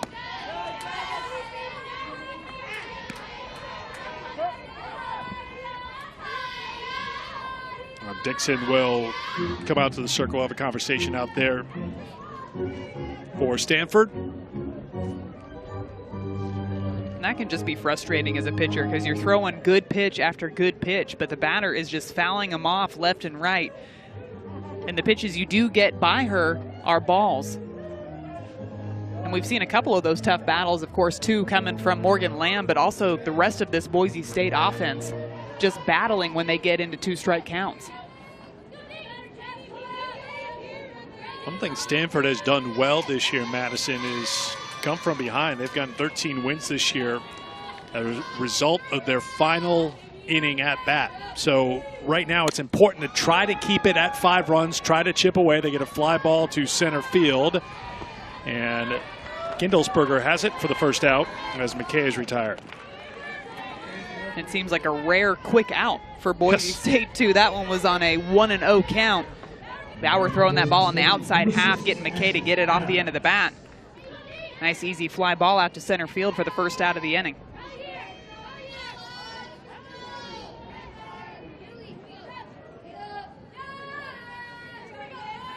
Ashlyn Adams swings at the first pitch, a little bloop behind shortstop, and a good defensive play by Emily Young going back, and they're going to get a double play. Lamb was trying to scramble back to first base, fell down, and Young comes up with a double play to end the inning. A fantastic play by Young. This great drop step, snags it out of the air, knows immediately where she's going for a double play to end the inning.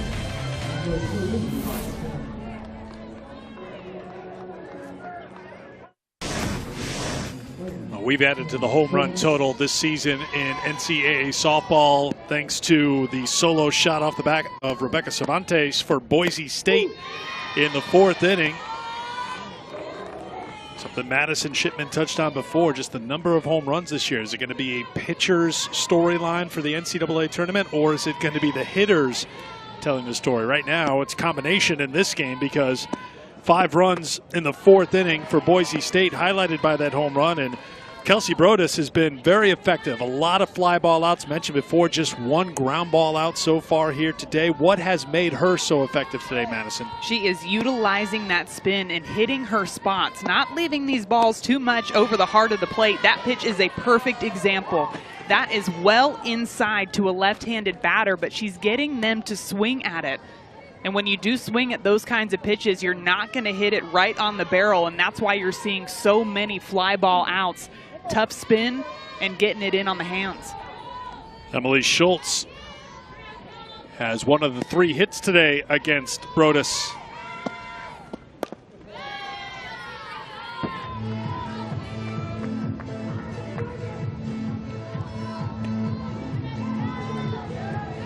Something that has stood out about the 2 approaches for these 2 teams, as Boise State has just had long, extended at-bats. It seems 1 through 9 through the lineup. Been a lot of quick outs for Stanford. Battle here, though, as the count evens up at 2-2 for Schultz. And to your point, Stanford's been fairly aggressive in their at-bats as well. They're just not barreling up the ball like Boise State is, and they're not fouling off pitches left and right until they can get the pitcher to make a mistake over the heart of the plate. There's another pitch up in the zone. Definitely would have been called a ball. But I think you're seeing Stanford here trying to do whatever they can to make something happen, to get runners on base here in the bottom of the 5th, to chip away at that 5-0 score.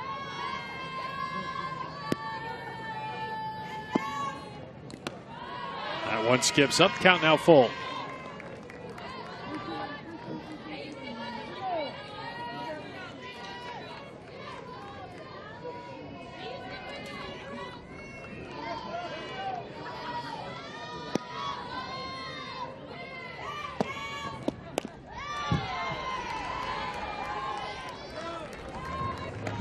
Good at-bat to get things going here in the 5th inning for Emily Schultz. Maybe Schultz was inspired by Morgan Lamb's at-bats, but she's just decided to pelt him down the right field line instead of left field. This is the 9th pitch of the at-bat. She'll head into double figures, much like Lamb did her last at-bat for Boise State. And it did look like that one hit off of her shin, but she doesn't have any of that leg protection that Morgan Lamb has. There's Morgan Lamb in the dugout.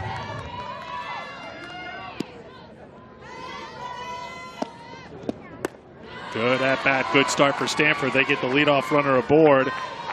Second time today that the leadoff hitter has reached for the Cardinal. Tune in to Sports Center tonight, 6 o'clock Eastern after PTI. Sage and Kevin have you covered. Stephen A. will join the show. His take on Raptors and Bucks Game 2 of the Eastern Conference Finals. Plus, how did Tiger do in his 2nd round at Bethpage Black on Long Island?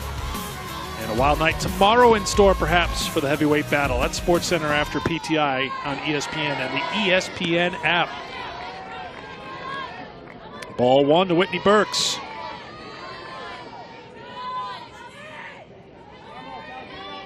That was just the first walk issued today by Schultz.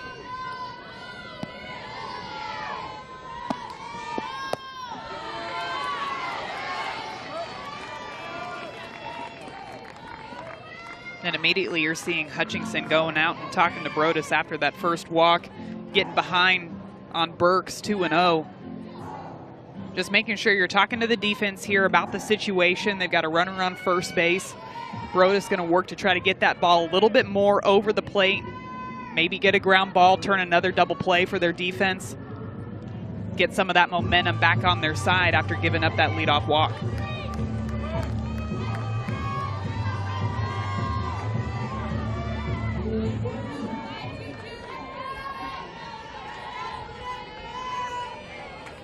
Burks popped out to second in the second.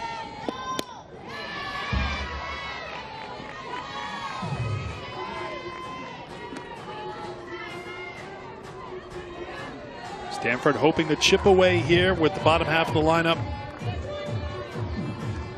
Try to get something going, try to turn the lineup over. Cut into this 5-0 deficit here in the opening game of the Gainesville Regional. Yeah.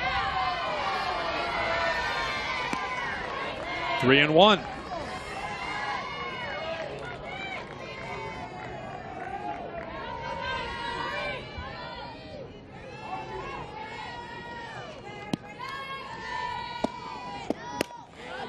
Popped up foul ground, as Madison mentioned. A lot of room over there, but unable to haul it in as Allison Sang with her back to the plate.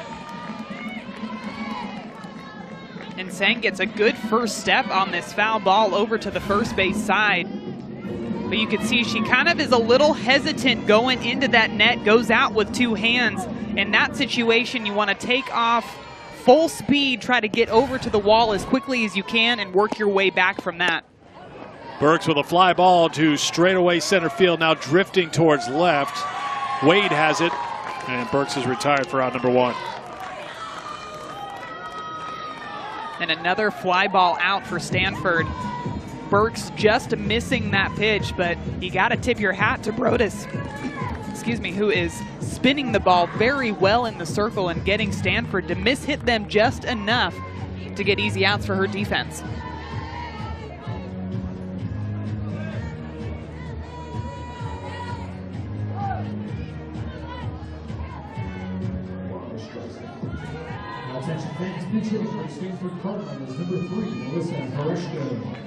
Pitch hitter now for Stanford as Alyssa Horesco, the junior, will step in and hit for Gindelsberger.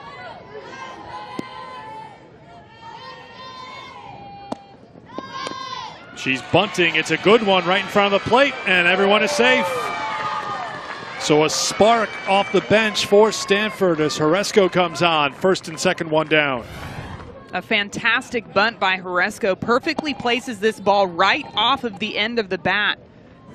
Beats it out easily, and you know what? When your offense has been struggling, a lot of fly ball outs, you want to try to do something different, and that's exactly what she does in this at-bat. Puts it right down on the ground, challenges this Boise State infield, and now Stanford's got runners on first and second here in the bottom of the 5th. You can see on her way to first base that Horesco was limping, and she's out of the game, and they'll re-enter Gindelsberger.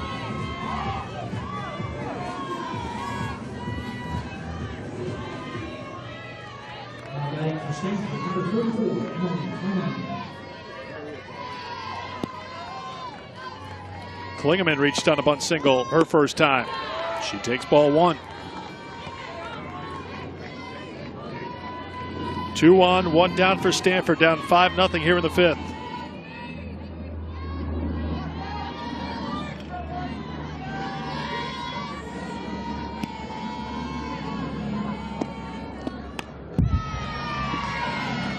First time today that Stanford has gotten a runner to second base. That's Emily Schultz. And a lot of that has to do with those fly ball outs. When you have those fly balls, you're not going to have necessarily productive at-bats moving runners over to advance bases.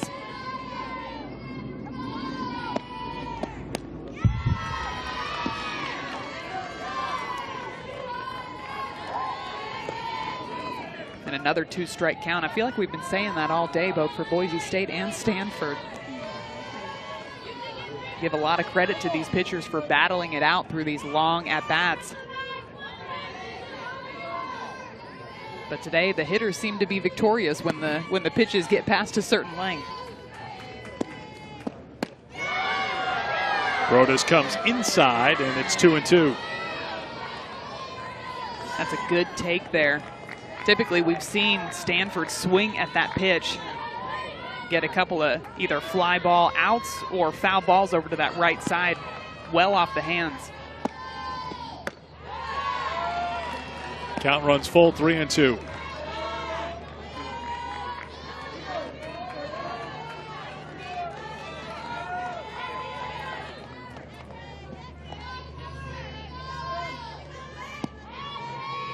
Up over 70 pitches now on a hot afternoon here in Gainesville. Fly ball down the right field line, foul ground. Making a diving catch is Ashlyn Adams.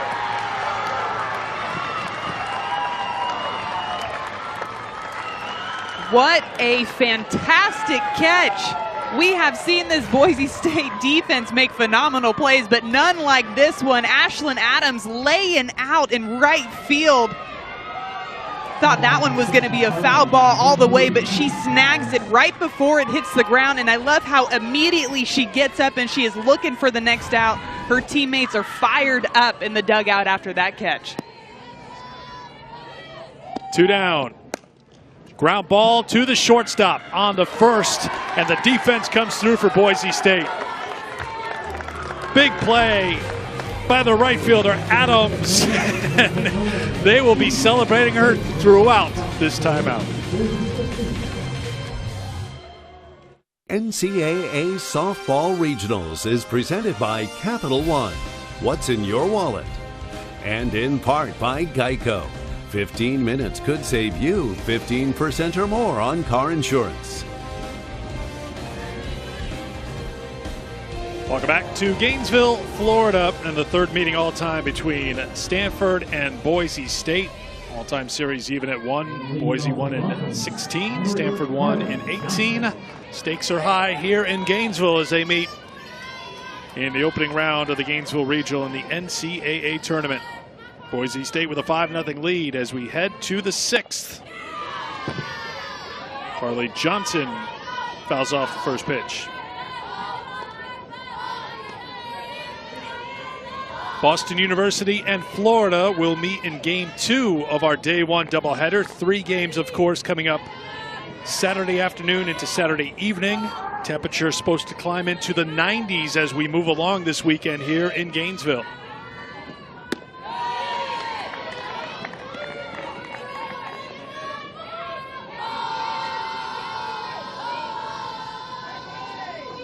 Three teams that have had their share of not just cold weather that they've had to play in all spring long. Cold and rainy, too. Jumping right into the Florida heat here in the NCAA Tournament. 2-1.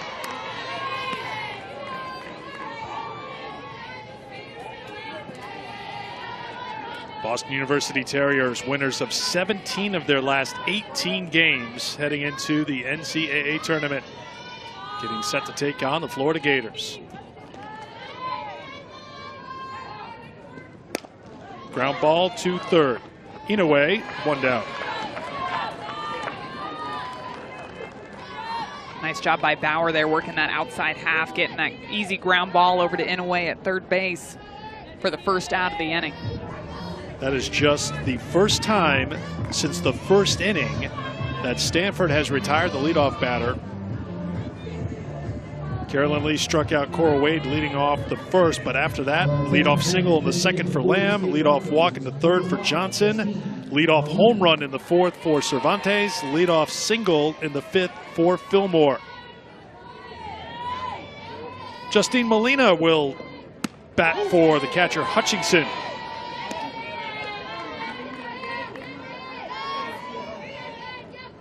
And her coaches say that she is a scrappy hitter. She's somebody that's going to find any way to get on base, whether it be a walk, a hit by pitch, or a hit.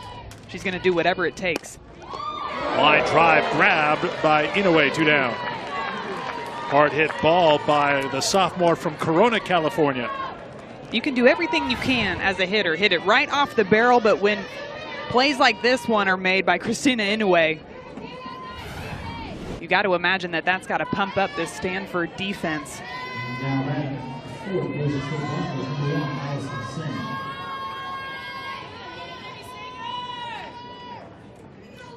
Allison Sang is 1 for 2 with an RBI.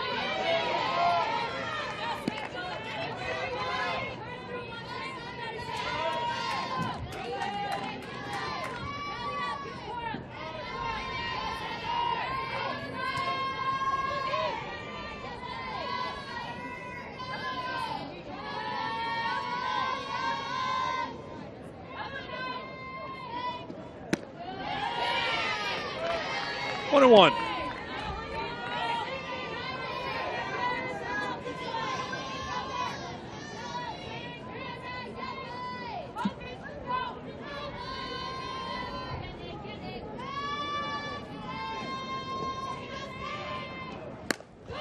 Fly ball to straightaway center field. Gindesberger turns around and a step in front of the track. Hauls it in. It's a 1-2-3 inning for Nikki Bauer. Bottom of the sixth coming up. Stanford trying to get on the board here in Gainesville.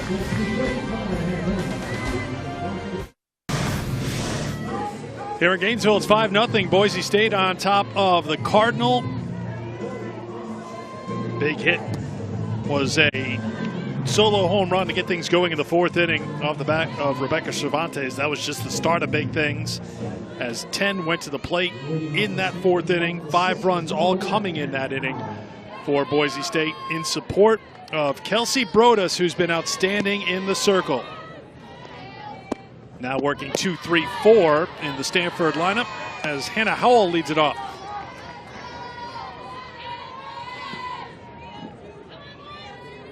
Howell's 1 for 2, singled in the first. Grounded out to first in the third.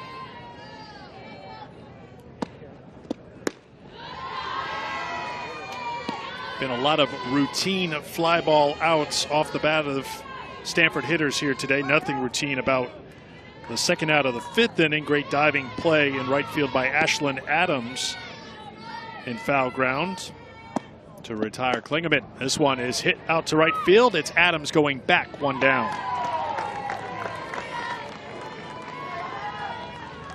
Tomorrow, Game 3, Western Conference Finals in Portland. It's 9 o'clock Eastern Time, 6 o'clock Pacific on ESPN. ESPN Deportes. The Warriors leading the Trailblazers 2-0 after their comeback win on Thursday night. Our coverage tips off at 8 o'clock with NBA Countdown. And you can also stream it live on the ESPN app. I believe Michelle Beadle, who hosts NBA Countdown, of course.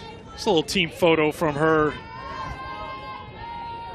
baseball days. I don't know if she's the team manager there because I'm told she's the one in the polo shirt and out of uniform, maybe fighting off an injury. She's in charge. No, she's the one. She's definitely in charge. Just like she's given NBA orders. Countdown yes, too. Yes, she is given orders. Perfect. We saw it from an early age.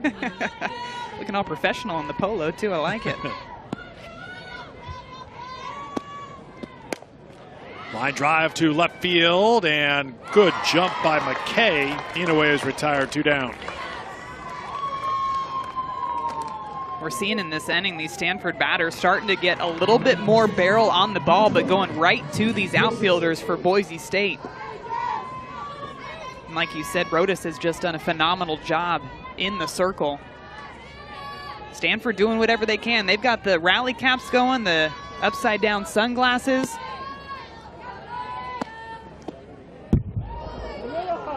Just a bit outside for ball 1 to Montana Dixon. Beat me to it. I knew you were going to do it. That's why I had to be quick with it. Had to steal my thunder. Dixon's 0 for 2. Fouled to third in the first. Popped out to second in the fourth. And hit by a pitch. And I think they're going to keep her here maybe. Yes, they will say Dixon perhaps leaned into that pitch. Certainly didn't try to get away from it in the home plate umpire's estimation. And remember, when you are in the box, you do not have to move. It is your right as a batter to stand in that batter's box, but you can't move yourself into the pitch. But that one's a tough one. It did look like it was right over the chalk line. Let's see if we can get a better look here. Yeah, it's tough to tell from our center field camera. It's off center, obviously. This one slapped out to right field, coming in again, but thinking better of it is Adams. She's already had one SportsCenter top 10 nominee here today. The 5-run lead and 2 outs in the inning. You're going to take your foot off the gas and keep it in front of you. And if you're Dixon, you'll take the base hit over the hit by pitch any day. Gets this pitch on the outside half, a little bit off the end of the bat, but hits it well enough to drop it into right field to get something going here for Stanford with 2 outs.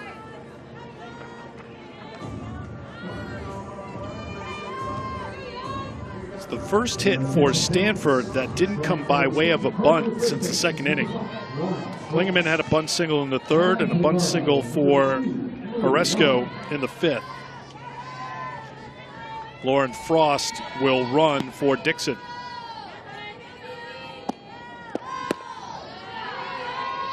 Ball 1, Emily Young. Freshman's 0 for 2 today.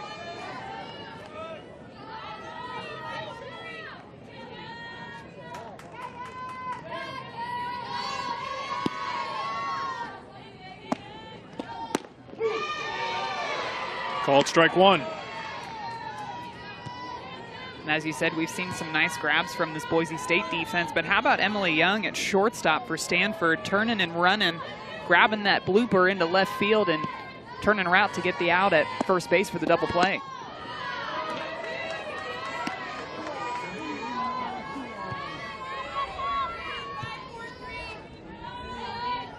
That play ended the 5th inning.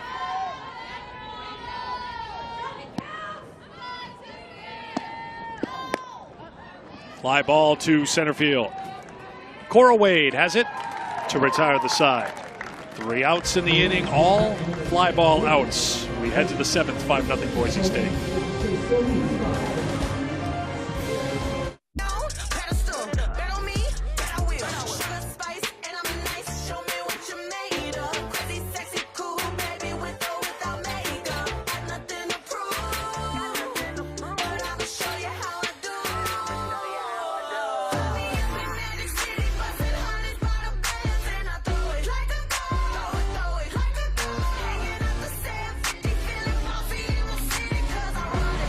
Let this be a lesson to you, Grasshopper. The tape room is always working. You're watching the NCAA Softball Regionals presented by Capital One. 5-0 Boise State as we head to the 7th inning. Top of the order for the Broncos. Cora Wade tries to butt herself on. It's strike 1. I mean, these teams that we're covering in Gainesville were going dancing, so I figured, well, why don't we go dancing? You wanted to show off your moves. That's really what it is. You were hoping that made the air. It did. There you go. No. I just want the record to show that even though the heat index is climbing way up, oh, here's Wade with her speed. Tough to get her, but a good play by Stanford to get out number 1. That was a tough play by Inoue over at third base. Cora Wade dropping this one down right in front of home plate. I love that throw on the run, and you can see she was throwing from that sidearm angle as well, trying to get rid of it as quickly as she possibly could. Stanford getting that lead out here in the top of the 7th.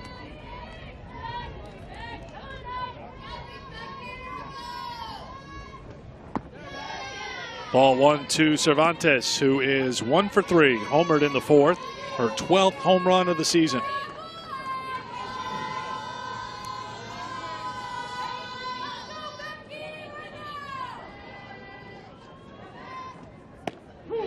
One and 1.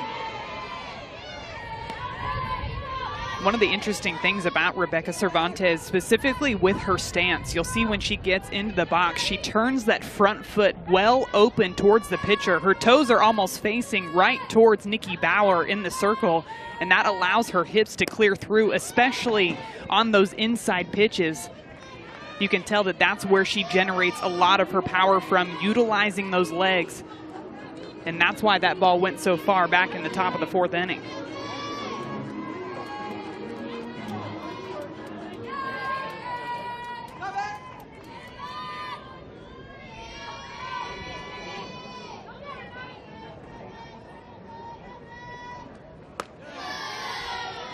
Count evens up at 2-2. You'll see a lot of hitters get to that point during their swing, but usually they start with more of a closed stance, or their toe is facing for a right-handed batter into that first base dugout. But she goes ahead and starts her swing off there just to emphasize that hip drive into her swing. Fouled out of play. Florida and Boston University getting their work in advance of Game 2 of our opening day doubleheader.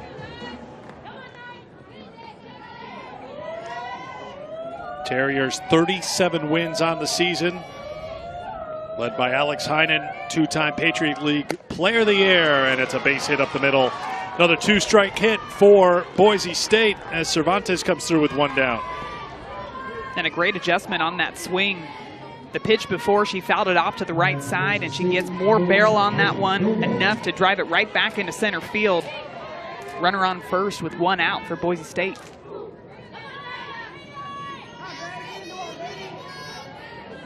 Brady Fillmore's 1 for 2, singled her last time.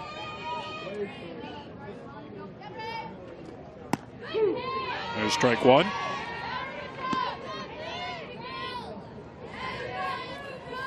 Couple of conference champions coming up next. Boston University knocked off Lehigh for the Patriot League Championship, and Florida went 4-0 in the SEC tournament, capped by their win over Alabama 2-1.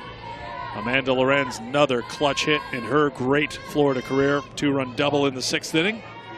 So it'll be the Terriers and the Gators coming up next here in Gainesville.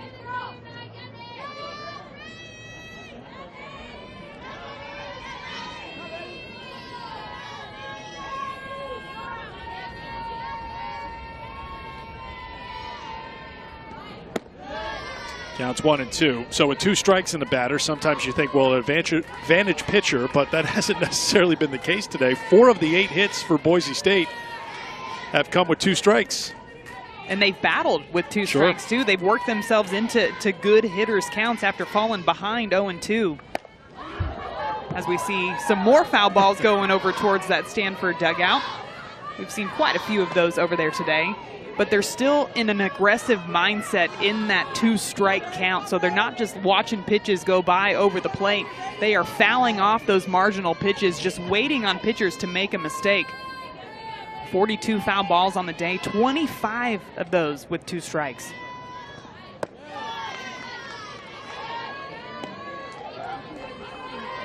Count evens up 2-2 to junior Brady Fillmore.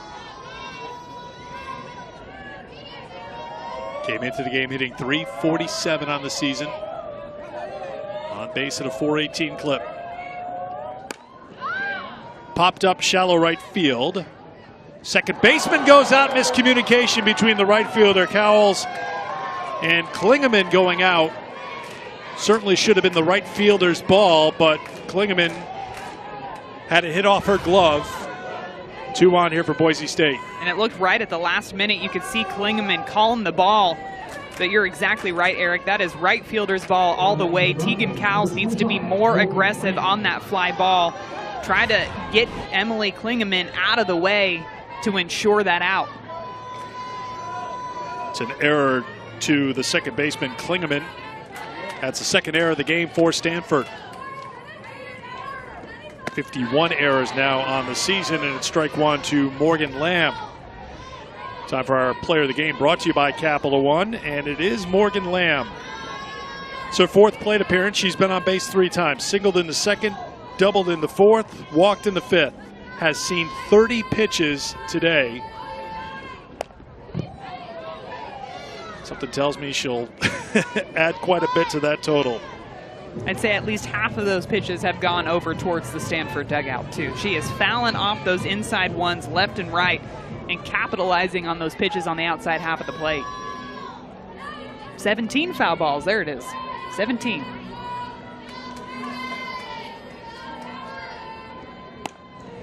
Tapped out to the shortstop. Young back for it, and getting it back in safely was Cervantes to stay away from the double play. 2 down. Almost another double play for Emily Young. She throws this ball straight over to second base. It was very, very close. I thought she might have had it for a second, but a great job of drop stepping and securing that first out before looking to get the second one.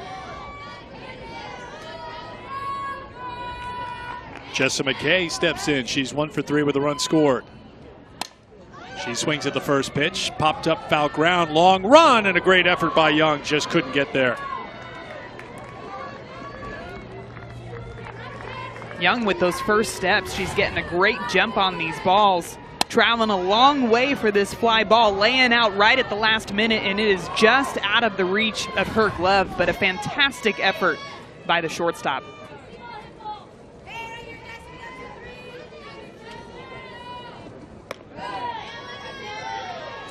Emily Young, freshman from Mason, Ohio, all freshman team in the Pac-12, third team all conference. You can see why she was voted into some postseason accolades playing in the Pac-12 this year. Very aggressive on defense, trying to get whatever out she can to get her team back into the dugout.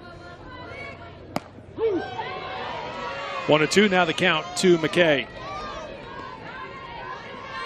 And I've got to give a lot of credit to the pitcher, Nikki Bauer, only having 21.2 innings pitched on the season, coming into a bases loaded situation, and she has really shut down this Boise State offense.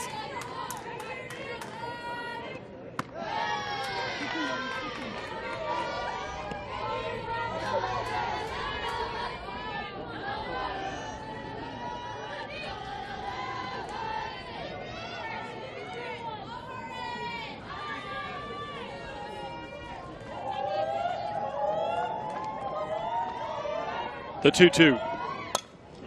Little tapper. This is going to stay fair, and it's going to be a base hit. Bases loaded, 2 down for the Broncos. Second hit of the game for McKay. Those swinging bunts are definitely hard to anticipate as a defense. You're playing back, expecting it hard hit off of the bat, and that one just drops right in front of home plate for a base hit for McKay.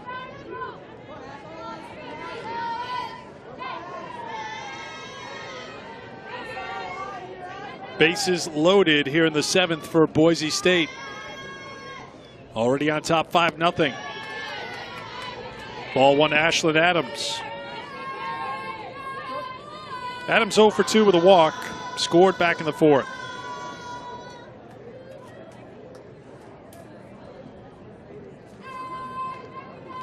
We've seen a couple of circle visits by Stanford today. Again, just talking about the situation, making sure in this bases loaded spot that you want to get ahead of batters, try to get some ground balls, trust your defense. We're seeing them laying out left and right, doing whatever they can to get outs for you. Challenge these batters, put it over the plate, see what they can do with it.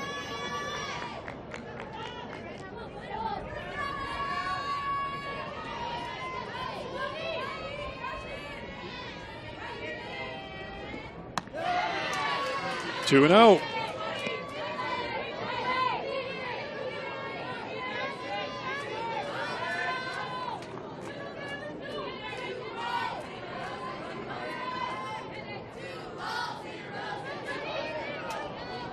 Bauer came on for Carolyn Lee with 1 out in the 4th.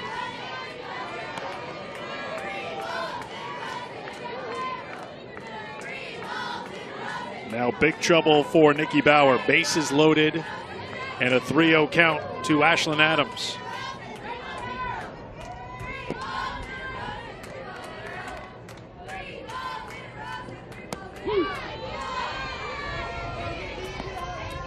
That's a good way to come back, and you see Bauer constantly grabbing the dirt, wiping her pants with her hand, using that towel in her back pocket. You got to wonder if she's starting to feel the effects of that Florida heat out there in the circle.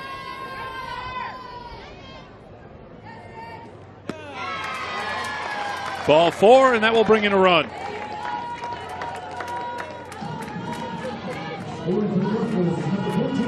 Boise State capitalizing on a mistake by the Stanford defense. You remember that pop fly out to right field. Miscommunication error between Cowles and Klingeman comes back to hurt Stanford here in the top of the 7th. Bauer had really been throwing a phenomenal game since she was entered in, but struggling to find the strike zone here in the top of the 7th, trying to do whatever she can to get out of this inning. Ball 1 to Carly Johnson. Johnson walked in the 3rd, reached on an error, and scored in the 4th.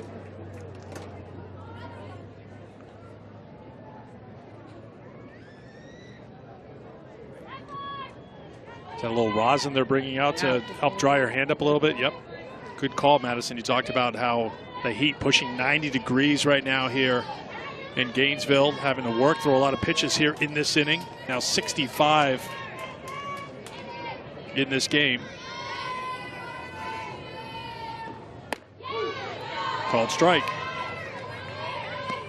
And, you know, you come out a day early and you practice, but really one day is not enough to get used to the climate change that they're dealing with out here. Plus a little bit of that humidity as well can make the ball seem more slick than usual.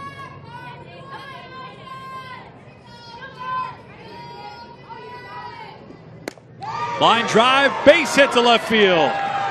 One run is in, a second run is in, and Boise State has blown it open here in Gainesville. 3 runs batted in today for Carly Johnson. Johnson knowing that Bauer is going to try to bring something over the heart of the plate, and she attacks this pitch right at the belt, drives it out to left field to tack on another 2 runs for Boise State. And that extends their lead here 8-0 in the top of the 7th.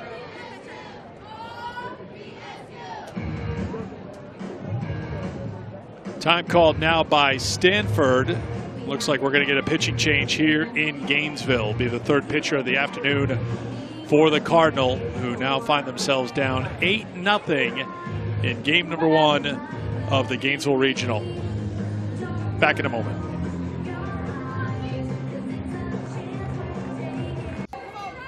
Back here in Gainesville, 3rd pitcher of the day is Kenna Pansino for Stanford.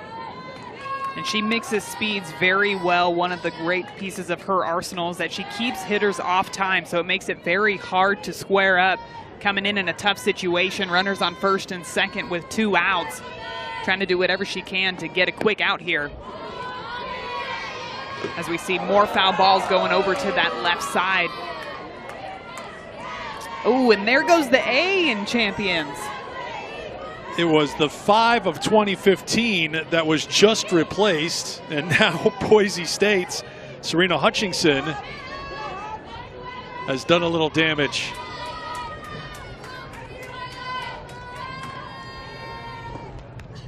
And a hit by pitch as Hutchinson is hit right in the back on an 0-2 pitch. Let's take you back a pitch. You know, they just don't make lighted signs like they used to, Madison. Man, squaring them up. But what are the odds, the 5 and the A?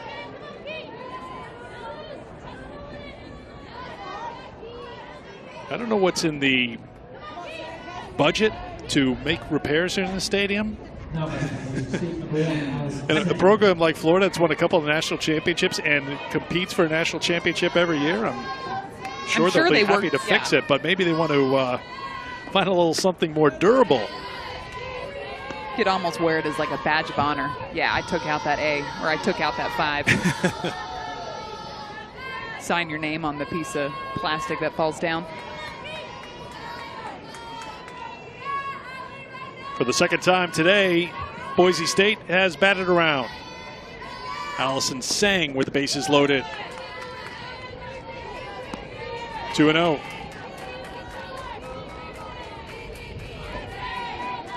Pansino, the junior out of Huntington Beach, has made her mark in relief for Stanford, leading the Pac-12 with 8 saves. That's good for 3rd in the country.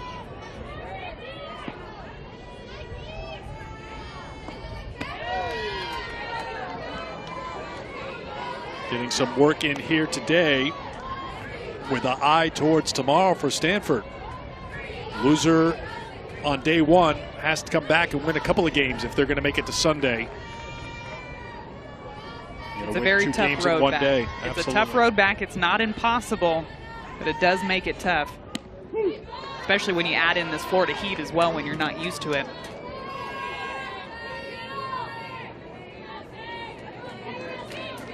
It would be back-to-back games. Loser of this game plays 4:30 p.m. scheduled start time.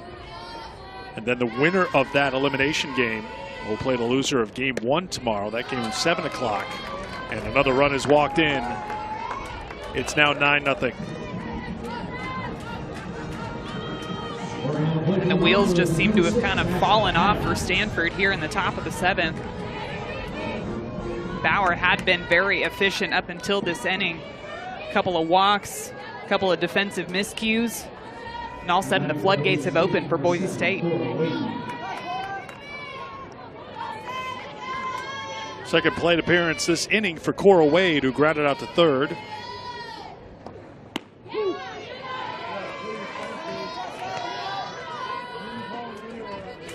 Now 1 for 4 today. With that infield single in the 4th, it means she has reached base in 45 of the 49 games for the Broncos this year. I'd say that's pretty good. What do you think? I agree. Especially when you know you have such a potent offense behind you. They are just chomping at the bit to drive in runs. Cora Wade makes that RBI total for her teammates go up when she's getting on base that often. A lot of run production from the second half of that Boise State lineup today, Madison. Adams with an RBI, Johnson with 3 runs batted in, Sang with 2 runs batted in.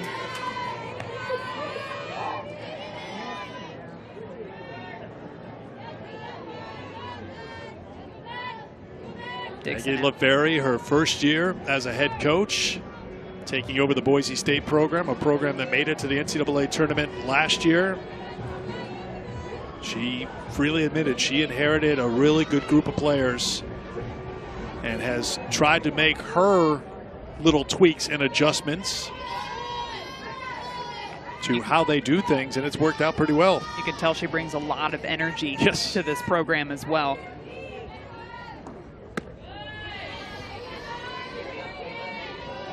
Now 3-1. You can hear them talking throughout the entire game over there in the dugout as well, and you've got to imagine that that stems all the way from the top with Coach LaFerry.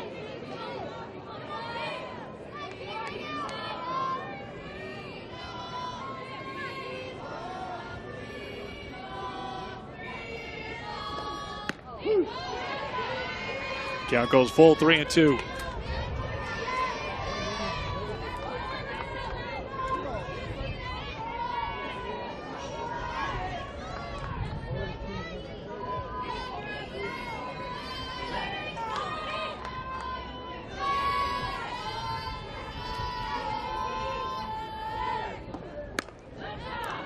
Popped up, shallow center field.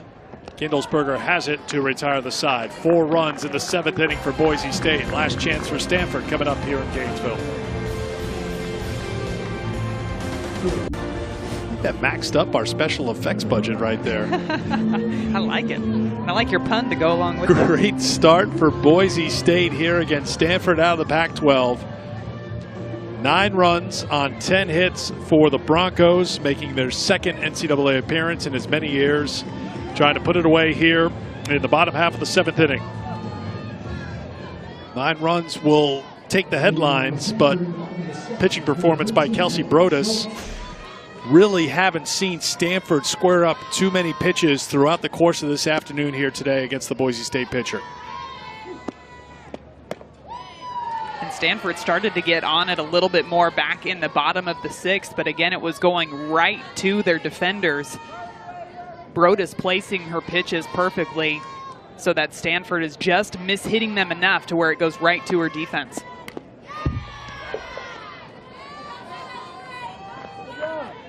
Emily Schultz has been on base twice today, singled in the 2nd and walked in the 5th. Only 1 Cardinal has been in scoring position, and that was Schultz, who reached 2nd base back in the 5th inning. Ground ball too short. Cervantes, 1 away. A rare ground ball out that we've seen from Stanford today. Most of them have been line drives or fly balls, but the 2nd ground ball over to Cervantes showing off a little bit of that defensive skill she's got at short.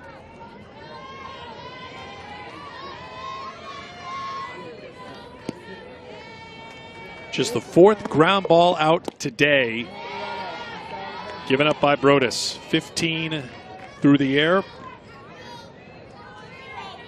And talk about pitching to contact. No strikeouts today for Kelsey Brodus.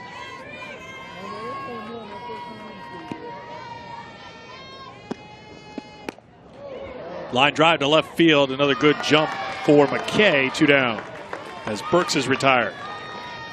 And another hard shot for Stanford, just going right to this Boise State defense. Like you said, McKay getting a good jump on it. But Brodus getting these hitters to mishit it enough to where it's staying in the park. And her defense has made some really phenomenal plays behind her as well. 2 down here in the 7th. Strike one to Taylor Gindelsberger.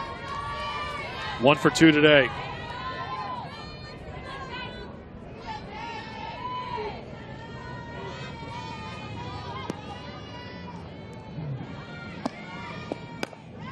Ground ball to short, came up on the shortstop Cervantes, and Gindelsberger will reach with 2 down. Gindelsberger got a good piece of that ball right on the barrel. It went straight to Cervantes over at shortstop. And Cervantes has been moving her feet really well on those previous ground balls, but sits back on that one and it eats her up and allows a runner to get on base here in the bottom of the 7th with 2 outs. Molly Folks will pinch hit for Klingeman. It is an error on the shortstop. First error of the game for Boise State, 52nd of the season.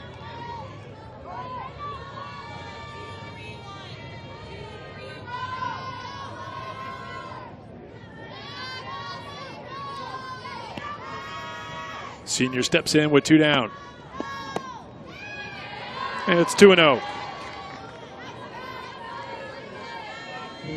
Brodus with her team-high 27th appearance this year, but Gianna Mancha has 24 appearances and 18 starts.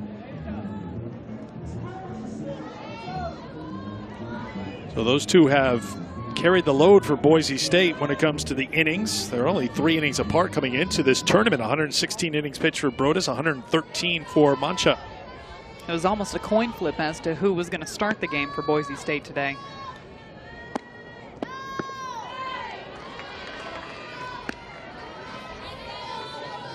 Now the Broncos 1 out away from advancing on to play tomorrow at 2 p.m. here in Gainesville against the winner of our next game between Boston University and Florida.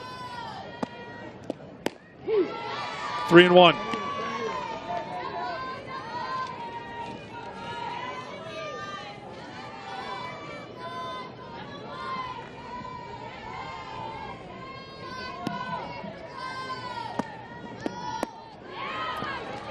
Two on with 2 down here in the 7th.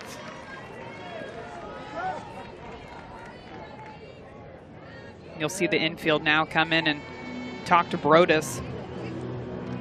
For the first time, we're really seeing her miss far out of the zone. That last pitch well down after falling behind 3-0. Just trying to regroup, let her know, hey, we've got a 9-run lead, just get outs here.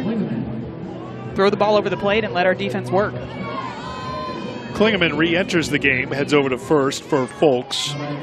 So Gindelsberger at second, Klingeman at first. Back to the top of the order for Stanford and Tegan Cowles. And if you're Stanford, this is exactly who you want up in this situation. One of your most athletic players on the team and one of the most consistent hitters in their lineup in that leadoff spot. Now coming in a tough situation with runners on first and second here with 2 outs. Cowles flied out to center in the first, lined into a double play in the third, grounded to short in the 5th. Pitch number 100 from Brodus. Misses for ball 2.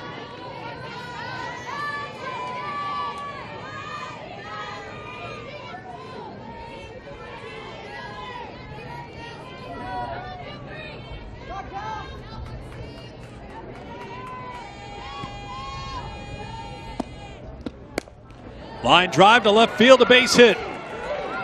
Being sent around and scoring Stanford's first run is Gindelsberger to make it 9-1. Stanford not going to go out without a fight. Cowles comes up and drives this ball well into left field, gets a pitch on the inside half of the plate and just turns on it to get the first run across home plate for Stanford in this ball game. And it comes here in the bottom of the 7th. Conversation in the circle for the entire Boise State infield and their battery. Well, at the very least, as you mentioned, not going down without a fight, but just trying to find something positive to build on as they look towards tomorrow. Cowles getting her first hit. And her 20th run batted in this season. And here's Hannah Howell. Howell with a grounder to first, pops up on the first baseman. It'll be the second error of the inning for Boise State. The bases are loaded for Stanford. Seng couldn't handle it, and Stanford's still going. And we saw Coach Andrew Rich come out and talk to the defense probably about this exact situation, saying sitting back on that ball instead of charging it to try to get it on the short hop, especially when you're over at first base. You know you have ample time to make that play. You want to do whatever you can to field that ball on the easiest hop possible. And she lets that ball eat her up. And now Stanford's got a little bit of momentum on their side with bases loaded here with 2 outs. For Christina Inouye. Leads the team with 31 runs batted in on the season. She's 0 for 3 today. And she's ahead in the count, 2-0.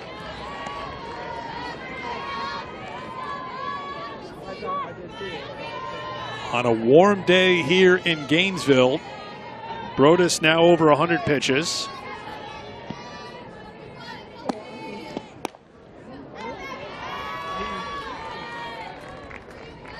Madison's touched on the fact that Stanford was making better contact in the 6th inning. 3rd time around in the lineup. Now getting into the 4th time around for Stanford if they can keep things moving here. And they've been capitalizing on those defensive mistakes by Boise State. This one is in foul ground, and the Cardinal down to their final strike.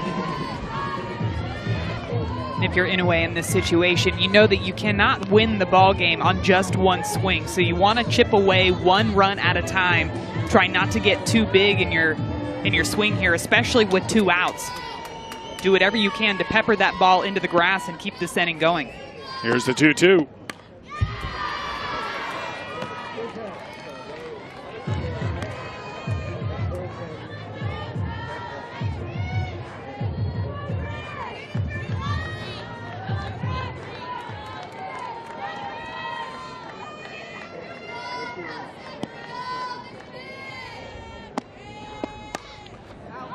Slapped foul, and we'll do it again.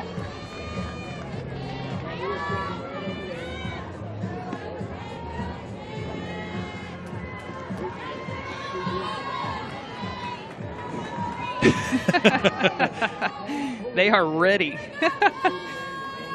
Those are almost as good as your dance moves, Eric. No, they're much better. Swing and a miss, and that will do it. Kelsey Brodus gets the strikeout to end it. An impressive performance by Boise State as they pick up their first win in an NCAA tournament. After going 0-2 last year, they start things off in style with a 9-1 win over the Stanford Cardinal. So Boise State advances in the winner bracket. They'll face the winner of our next game between BU and Florida. Next game for Boise State will be 2 p.m. Eastern time on Saturday afternoon. Coming up next, more softball regional action. Bethune-Cookman taking on Florida State. For Madison Shipman and our entire crew, I'm Eric Freed. So long for now from Gainesville.